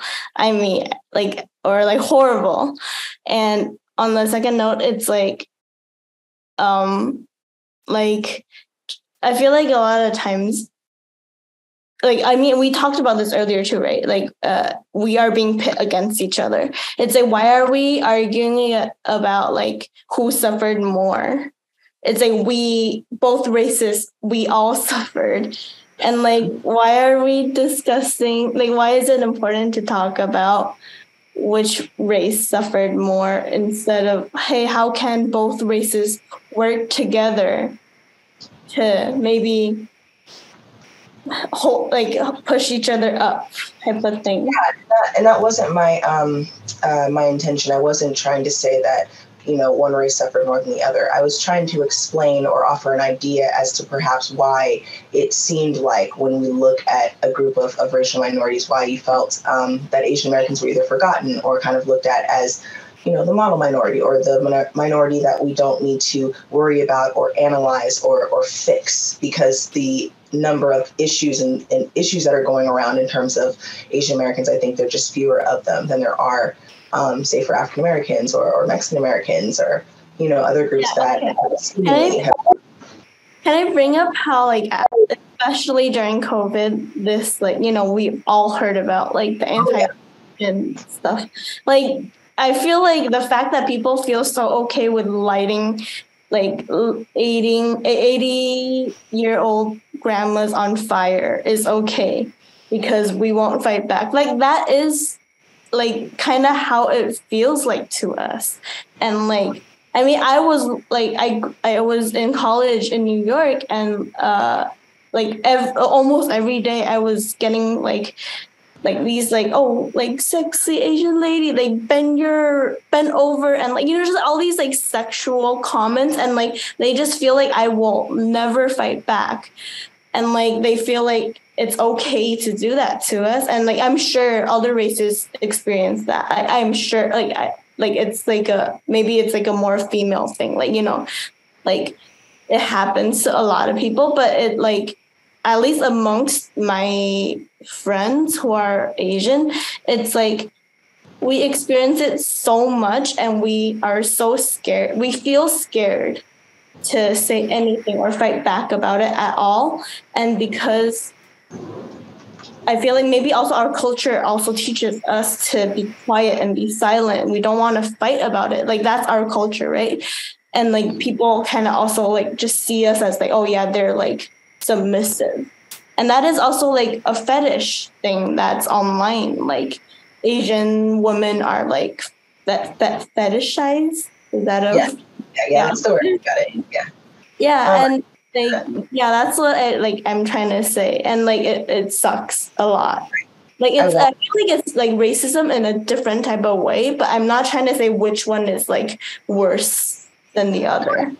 And I want to be the first to acknowledge that I'm not saying that Asian Americans or Asians or Cambodians or Vietnamese or anyone does not experience racism or does not experience the ills of being the other in white America, because I understand that you do. I think that, at least in this forum, I came here today prepared to talk about critical race theory, and I'm sure that it probably examines race relations, between Asian Americans in some point and somewhere. I'm just not familiar with it, so I wasn't addressing it. And I think that the focus, at least today, was what we were talking about in terms of race relations and the history of Black Americans as far as critical race theory was concerned. but I'm sorry if you felt excluded or you felt minimized, because that was not my intention. And I don't think we ever want anyone to feel that way. And I hear you. I hear your pain. I hear, your desire to be expressed, and keep expressing that. Keep telling your truth and keep letting everyone know so that your voice is always heard. Yeah, I feel like obviously, like I see that you came from a really good point. Like you're came from a good damn it, my English is. I'm struggling with my English right now, but I see you came from a good point, but it's not but it's again, it's easy. I feel like it's easy to just not see the Asian perspective of it. And even if you didn't mean for it to be like that, a lot of times, I feel like a lot of Asians, we feel yeah, we don't think you have meant any harm, but we just end up being left out type of thing. Or why can't Asian Americans, why can't our struggles be part of what we talk about when we talk about critical race theory? Why is that not included? Because we've had our race, we had our struggles, especially the internment camps. We've had our struggles. Why can't we be part of it? Why is it the natural thing for people to just think that oh no, we're not talking about Asian Americans right now? Yeah, just let me try to answer your question here. It's a very complex one, but I'm gonna try. I think that you're absolutely right, Amber. There has been a lot of racism directed towards the Asian community. For example, on Angel Island, when Chinese immigrants were processed to enter the US, they would literally ask you how many windows were on your house. And I would challenge anyone here today, if you know how many windows are on your house. So it's clear that the injustice has been applied to the Asian community. But from my perspective, whenever I see an act of injustice, I try to remediate that, especially if I'm involved. And I think that's the most basic, common sense human response to it. It's not to try to balance institutions, but what can I, as one person sitting here today, what can I do to remediate an injustice I see in my society? And yes, injustices do exist. And I'll be the first to acknowledge that America was not perfect.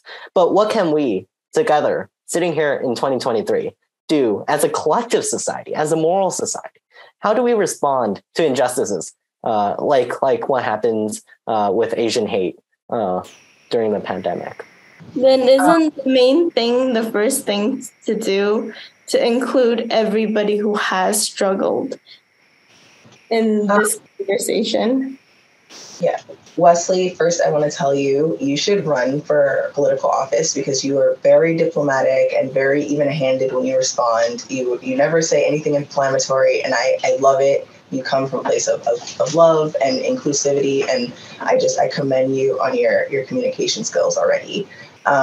Amber, in response, what I think is happening is that you seem to be interpreting the discussion of the suffering of the ancestors of a certain race as a club where well, we're in it too, which, yes, that's true, you are, but no one wants to be in it.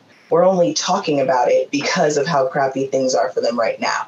So we're talking about what happened in the past, kind of going back to my analogy of debt. If you had to explain why someone owes you $100, you'd be like, well, on May 1st, I loaned you 25. And then 2 years ago, I loaned you 50. And then 3 years before that, I loaned you 25. We're talking about the past to explain why there's a deficit today and why today this group is in the position they're in. So no one wants to be part of the group. So you're not excluded.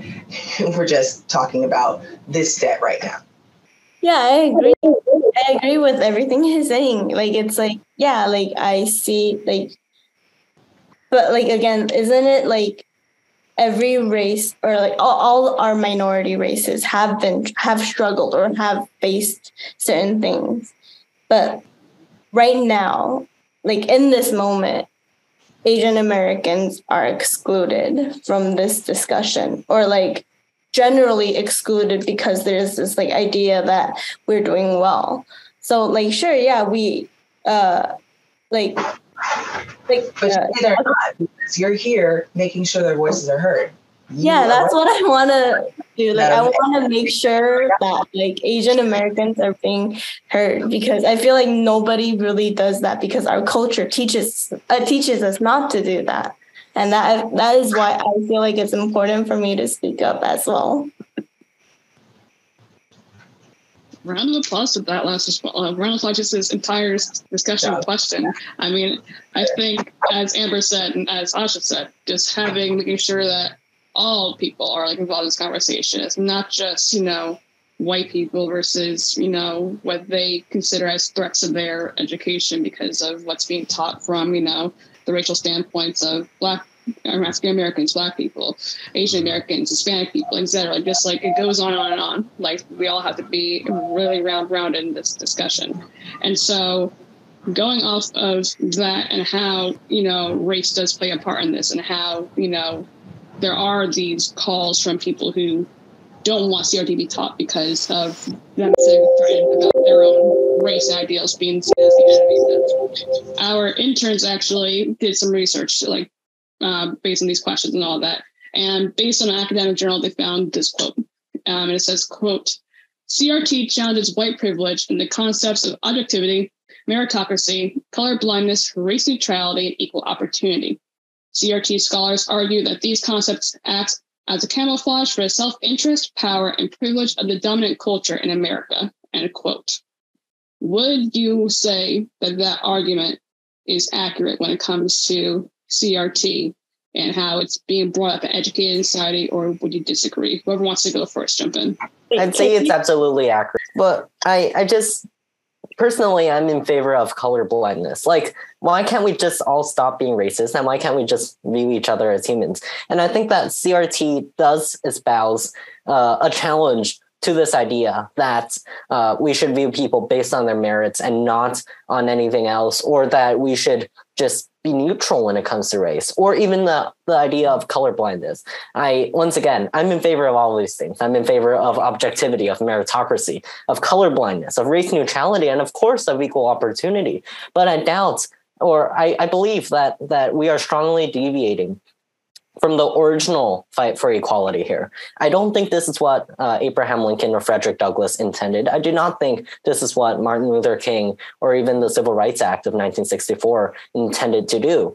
Instead, I think this is a radical theorization of something that, quite frankly, I think is dangerous to posit. But yes, I'm in favor of all of those things, and I think that CRT does tend to oppose those things. I disagree with you on the whole colorblindness thing, Wesley. As far as colorblindness, I feel like that's one of those things that goes back to white privilege. White Americans have the privilege of not being cognizant of race because they have not experienced discrimination based on race. If you've been, pulled over excessive amounts of times, if you've been checked at stores for shoplifting, if you've had really mean things said to you, if you've had people spit on you, or all things that I've actually personally experienced, and to know that it's because of my race, it would be silly for me to not be aware of the clear differences in treatment that I experience based on race. Whereas if you're white and you don't have these things happen to you, well, of course, it's easy for you to say, race doesn't really exist. There is no racism. What are you talking about? My life isn't affected. So that goes back to that whole monolith of privilege and being able to ignore race. So I think when it comes to that, we should celebrate differences. We should recognize differences. There are things that are unique to certain groups that make them just amazing in different ways and beautiful in different ways. I remember when I took my first Spanish class, I was like, this is the coolest language ever. Like, I don't know why, but I just love Spanish. I think the words are so beautiful. I love to trill my R's, and I love to, I went to Mexico and built orphanages there for a mission trip a few times. It's just, there's so many beautiful different things of different cultures that to kind of aspire to this melting pot of racial blandness, I feel like that's the white dream a little bit. And I don't think that is something that we should be aspiring to. But in recognizing differences, do we also recognize our similarities, and do we share our common breath as Americans? Don't worry, Leslie, I'm going to vote for you when you run. I'm going to vote for you. I mean, okay, to add to that, the world isn't just America. Like, just because, like, you're you just said what's the difference, or I can't remember what specific words you said, but I personally feel like I am proud to be Asian. I'm proud to be Taiwanese. I am proud of who I am, and I like the fact that I might look a little different than other people. Not saying that I'm better or anything, but I like my culture.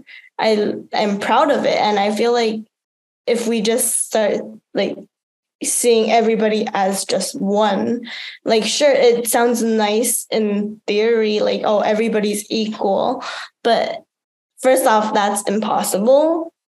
Literally biologically, that's impossible. We can't just see people everybody's the same. And secondly, are we just then erasing everybody's heritage if we just start saying that we don't see who you are? Isn't that also kind of bad? At least in my perspective, I think that's bad. Having reread the quote, I think I kind of did touch on some of the ideas that basically CRT, people who don't kind of believe in teaching it, they say that it's like a cover for white privilege, and it hides some of the disparities that exist out there. And I think based on the quote, I definitely agree with it. Let me just pull it up one more time because I still feel like there was a lot in there. Okay, so CRT challenges white privilege and the concepts of objectivity, meritocracy, and colorblindness. Okay, yeah. So when we look at this whole concept of equality, we don't actually want equality because America as a nation, and yes, I am just talking about America, we compete. We keeping up with the Kardashians, besting our neighbors, beating out other countries, imperialism, conquering other nations and annexing them. That's what we do. Nobody wants equality. We want to compete. But what we want is an equal playing field. And that is what I think people get conflated. And with that point, do we see, or do any of the panelists here see more equal opportunity in education in the future when it comes to talking about this more so and trying to, I would say, work against or work through, the oppressions that are faced by numerous teachers across, the country with, you have people up in the north, in the country who, are all for, educating their students on CRT.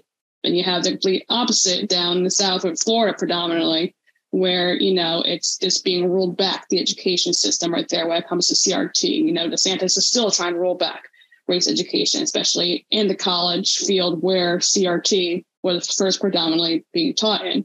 So do we see more equal opportunity in education in the future when we're discussing this? I think that says something about the standards that we are having for teachers.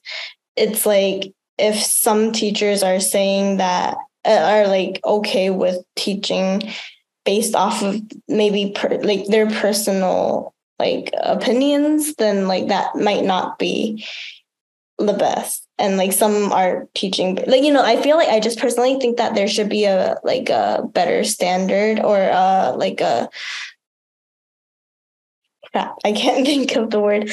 There should be a better people need a quality of teachers need to be better in general. That's what I'm trying to say. They need to be taught better. And then to qualify as a teacher, you should be taught or educated better instead of just anybody can be a teacher is kind of what I'm trying to say. Yeah, I can't agree with that more. But I think that part of the beauty of having some, or I'm going to call it a beauty or attempt to espouse it as such, in America is that we have federalism, right? States have different identities and they have different politics and understanding of what society should look like.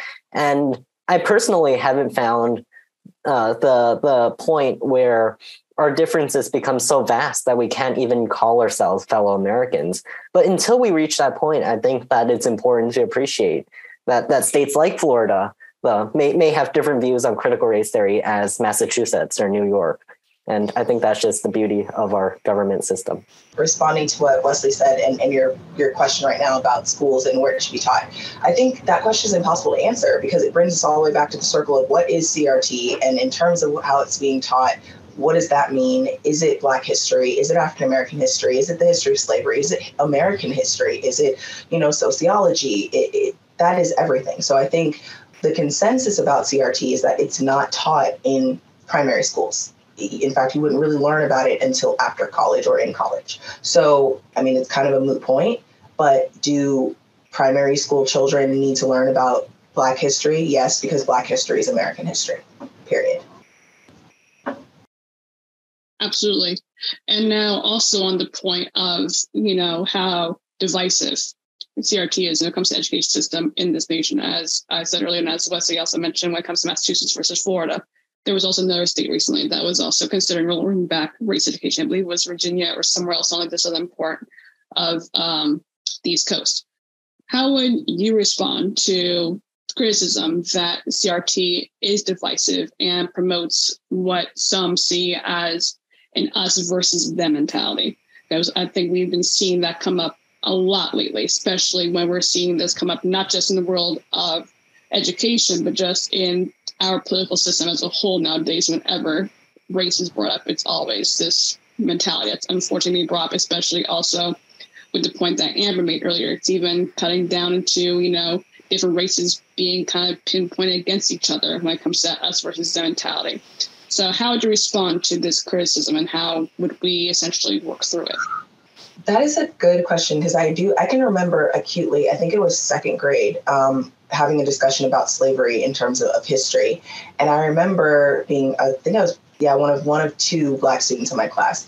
And I just remember looking around at the other students in my class, knowing at that moment that I was different. It felt like Adam and Eve when they bit into the apple and realized their nakedness. I remember feeling acutely vulnerable and acutely different. And it was an interesting feeling. But then, and it lasted for a while. But then I remember at some point we learned about the civil rights movement. And then the way we learned that meant, well, we fixed all the slavery problems. There's no racism in America now because the civil rights movement happened. And thank goodness for Martin Luther King. So everything's good now. And then it wasn't until college that I want to say became Black again and realized that no, racism still exists in lots and lots of places, and you're blind and you don't know what's going on if you think otherwise. So I think it could be divisive if it were not for the guidance that I received at home, if it weren't for the fact that I had really good teachers in my private Christian schools that were predominantly white in good neighborhoods that I went to. So there are lots of variables as to whether or not it could be divisive. And I think that schools have a lot more impact on children than we can ever imagine because they spend so much time there. So, it's complicated. I think I'm going to wiggle out of this question somehow and just watch me do that. So the way I'm going to handle this question is I'm going to say that what matters is not the components of critical race theory. It's what critical race theory has become in America. And we see that there are proponents of critical race theory, and there are opponents of critical race theory. And as Asha can very well agree, there's a lot of tension in our school boards and in our communities right now, especially in communities that are pretty evenly split between Republicans and Democrats and other racial groups and so on. So I think we just have to look at the many videos or many stories of violence and of tension online and in person. You made me think of something when you talked about all the division, because that kind of reminds me of, during the abolitionist movement, how we had, the certain states that, wanted slavery to be perpetuated and the other states that wanted it to end. So, I mean, the history of our nation has been one where we have a divergence of ideas, a divergence of policies, and we fight over it and figure it out. So, I mean, I don't think we should stray away from something simply because it might be divisive. I think that if it causes that much tension, then we know that it's something that matters. We know that it's something that is important. We know that more than likely it's something that needs to be talked about. Yeah, I agree. Also, it's if people or if kids start learning about it younger, then they have a better understanding of things and they get to vote for who they agree with, right? Like what politicians they agree with. And if we stop teaching them or we don't teach them about any of this, then like how would they have a good understanding of what like they really want, or like what type of leader they want to lead their country? Absolutely. And would you also say that it's possible that if CRT is still becoming a discussion point where it's becoming more of a commonality in, let's just say, everyday conversations or education systems compared to where it was when, I was in school, Wesley, Amber in primary school, and before that, when it was kind of like less and less talked about. If we start to move towards a education system, whether it's statewide, nationwide, etc., would you say it's possible for a CRT to get rid of racism as like a natural instinct over time when it comes to how we are talking about these issues and how we are discussing what needs to be done and how we're discussing people's past histories, etc.? I have a question before people answer that. So since I didn't go to school in America, but like when you guys were in school, was like racism, slavery, and all that not taught? Like, I'm kind of confused. So I can start for a little bit. For me personally, I know from my history, like, yes, we were taught slavery, we were taught about, Black History Month, but those are only maybe just like some little points here and there. Like it was maybe just like a lesson plan for a month, let's say Black History Month, and then slavery came in when we were talking about the Civil War and like stuff like that when I was a little kid. Like race was never really like brought up after that. It was more so trying to get the other credentials that the education system needed you as a second grader, ninth grader, etc., to pass in order to keep moving up in this world. I didn't have full-on race education until I got to college. I took numerous courses on that.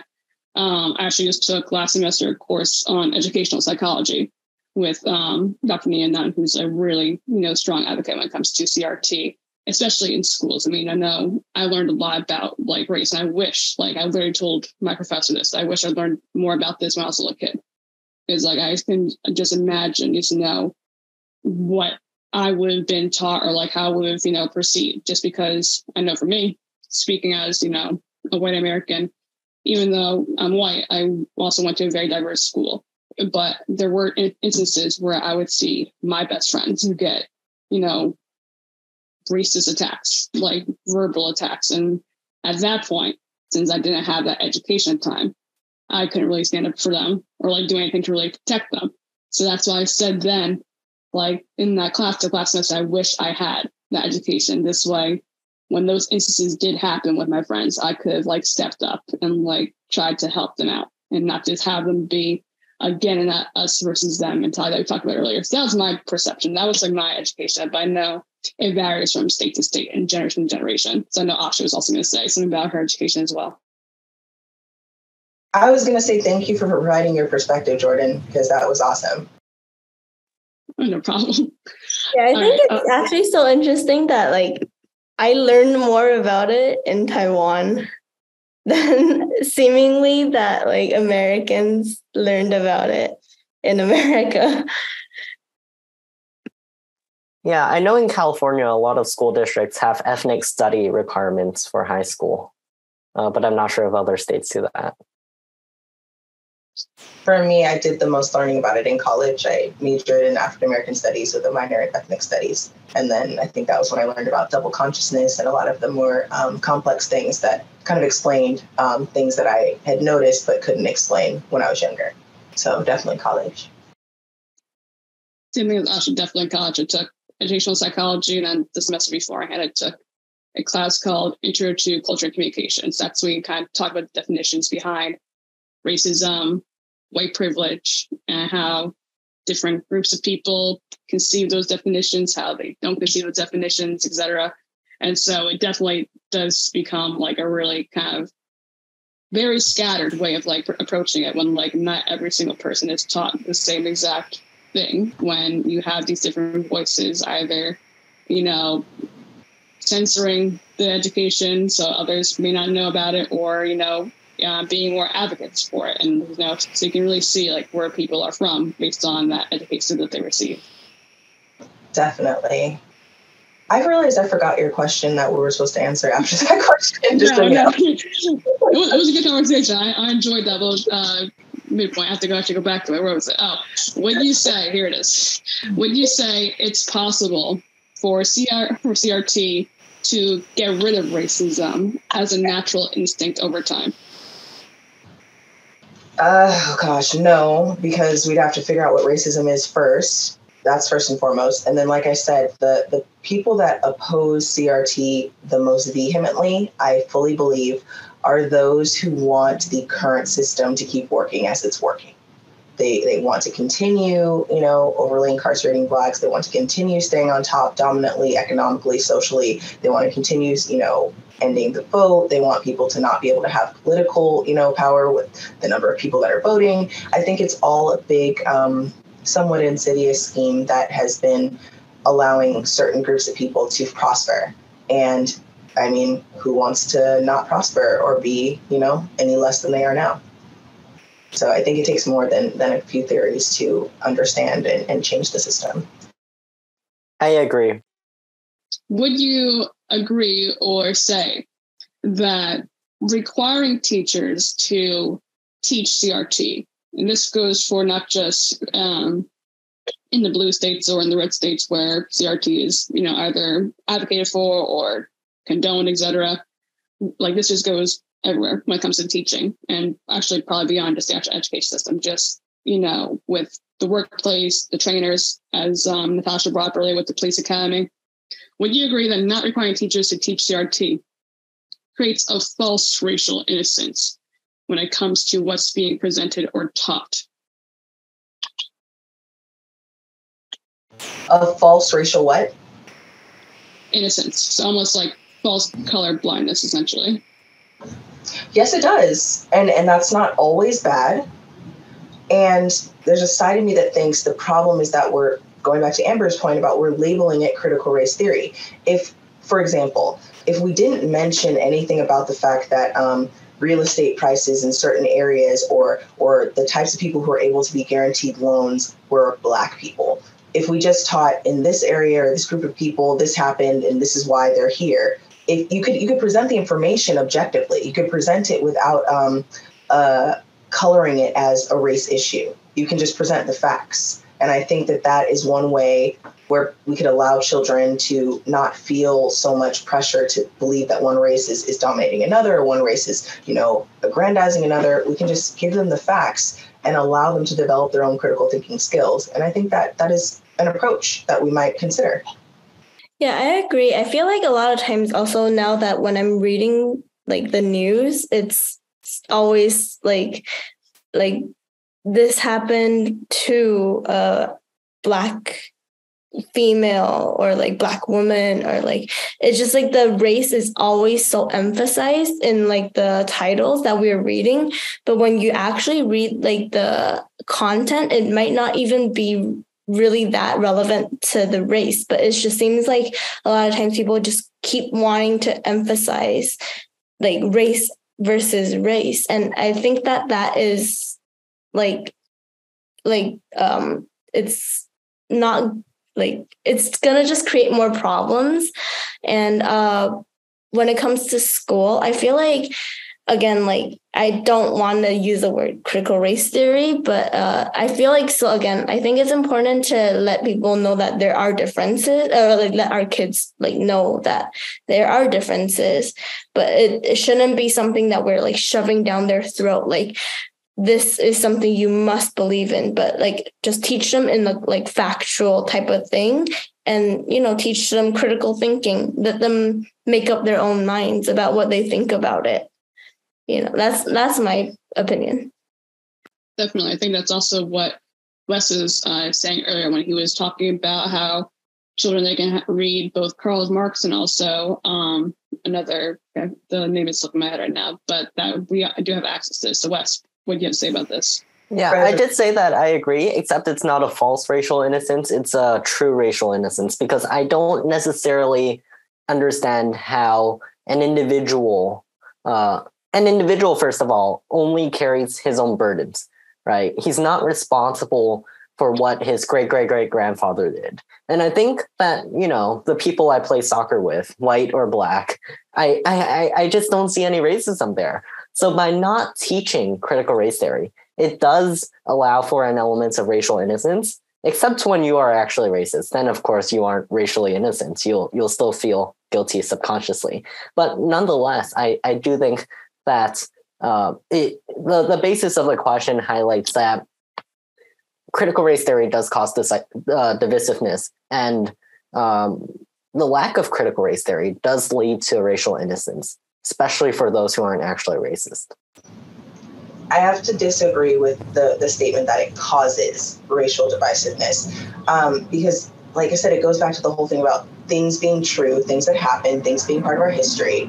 If we take, for example, the Me Too movement, it happened. I mean, there's all kinds of conversation about it. Even Simone Biles did her, I guess, a documentary movie, if you will. I mean, there are girls that are 10, 12, 13 that are watching this movie, and they're hearing about the Me Too movement. They're hearing about the sexual abuse that happened to these gymnasts. And it's all over. But I don't see that being a thing where now men and women in schools are fighting, or there's a division, or there's an issue. It's an inflammatory thing. It happened. It's true. We have to be aware of it to make sure it's not replicated. We take steps to address it. There's certain legislation that's happened to make it easier for certain victims to come forward. And we've taken steps to eradicate an evil that has perpetuated in our society. I see no difference in the plight of African Americans in our country. And the fact that we keep trying to make it different is what, again, alarms me a little bit. If any other person suffers an injustice, we try to give them something to make it better. We try to fix it. And I think we should do the same here. Mm-hmm. And now, do you see, again, just our continuing discussion of CRT and just discussions of it as a whole, do you see this, being brought to light? Do you see this being a chance for a cultural change and not as just an easy fix to, remedy, what was taught in the past when it came to race, or how it was previously discussed in the education and workplace systems? Would it make a cultural change? Is that and by Yes. culture change, you mean in the dominant culture? In the dominant culture, and also just it's how it is just discussed and how it is brought up within our own society, as opposed to how it used to be before, it became a big thing, and that a lot of people are starting to focus their attentions on nowadays. Well, I will say to that question, I don't know, but I will answer a similar question culturally. I know for me, culturally, as I said, I always feel like I became Black in college because I became cognizant of certain racial issues and certain things, that phenomenon that I was experiencing that I couldn't put a word to. And I was like, oh, there's a word for that. I get it. Critical race theory for me allows me a lot more pride and self-esteem in my race as a whole, because I didn't have to look at those of us who are struggling, or who are incarcerated, or, who are living below the poverty line, or have a lot of children, or live on welfare. I didn't have to look at them through the eyes of what white America would tell me is that, oh, they're lazy, they're just living off the government, they don't have any work ethic, they're not smart, they're not this. By understanding critical race theory, I then understood, no, they're suffering because of so many things that have happened throughout our history that have made it harder for them to get a leg up in society.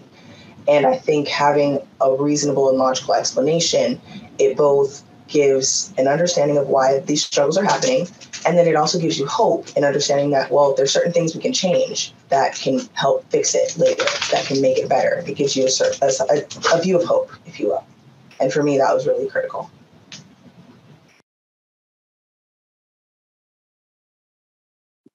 Okay.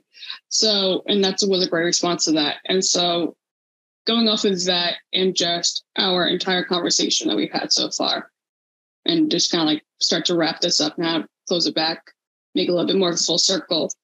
What needs to happen to either continue bringing this conversation to the forefront, either educating, our children or students who are in the school system, or even adults still?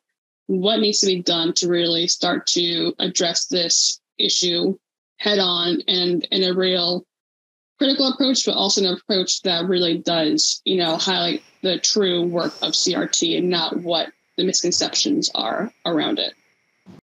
Well, I'd be happy to offer a few of my dissensions to CRT.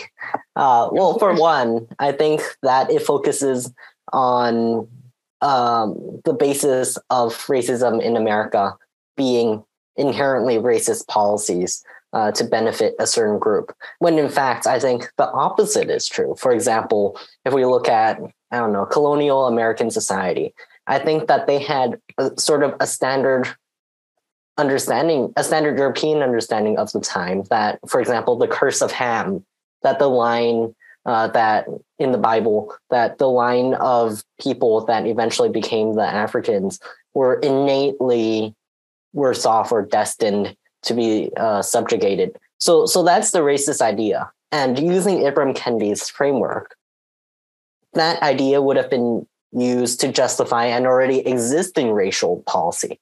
However, I see the opposite being true, where Portugal happened to find a group of West Africans, and they had the horrific idea of owning them, and eventually they brought them back to Portugal, which is where slavery started. So I think the racist idea came first, and then racial policies came after. But to me personally, I can't even say the two were connected until colonial America. So that's just a brief history of critical race theory.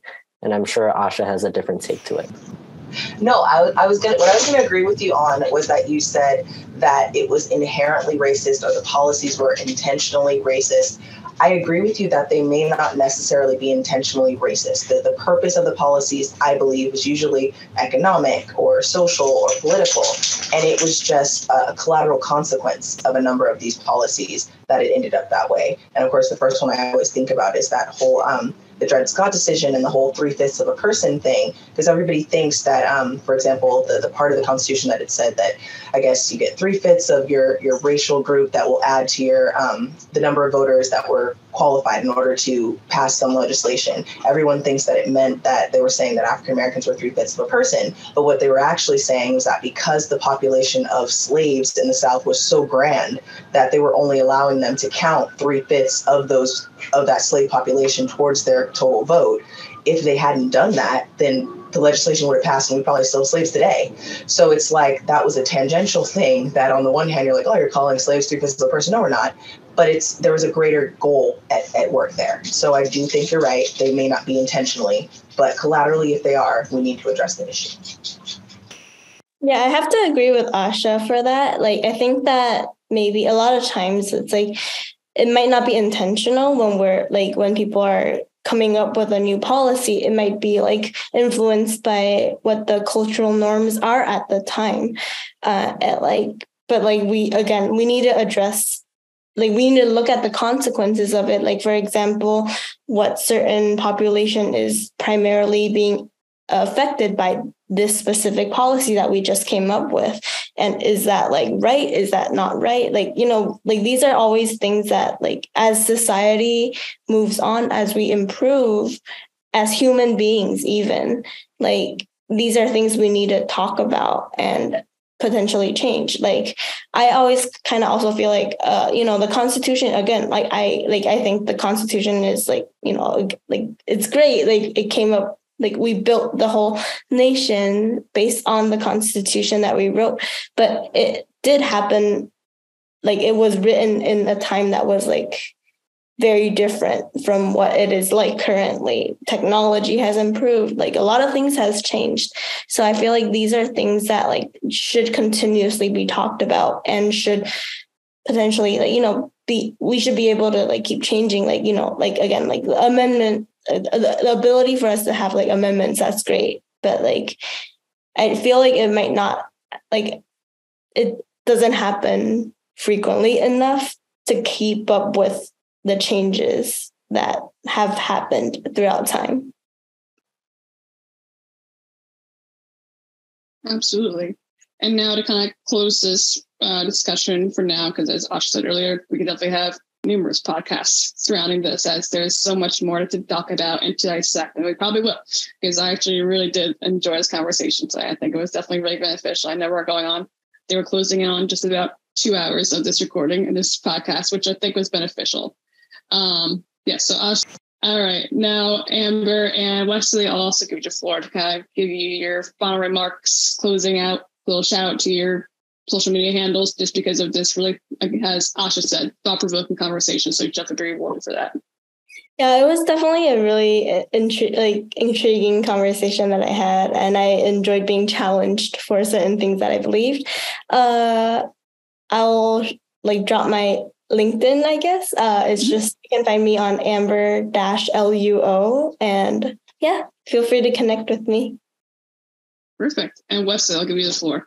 Yeah, and I have to echo everyone's comments here today. I think it was a very beautiful conversation.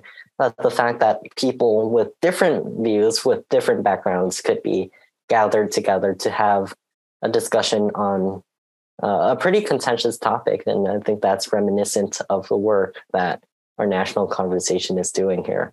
But the best way to connect with me, like Amber, is on LinkedIn. And you could simply search my name, and that's Wesley, last name Liu. Perfect. Well, thank you both for being part of this discussion today. And again, thank you to Asha and Natasha for also being part of this. This was Allow Us to Explain. Please tune in to the future as we have more episodes, and we'll probably even get our speakers back for some more discussions in the future. I think this is, again, really thought-provoking conversation. So thank you all for joining, and thank you all for listening back home. This podcast was brought to you by Our National Conversation, a place where students generate policy solutions to the biggest problems facing America. Join us in freeing political dialogue from hyperpartisanship. To learn more about what you heard today, check us out at ournationalconversation.org. You can also follow us on social media at Our National Conversation to show your support and keep up with our latest efforts.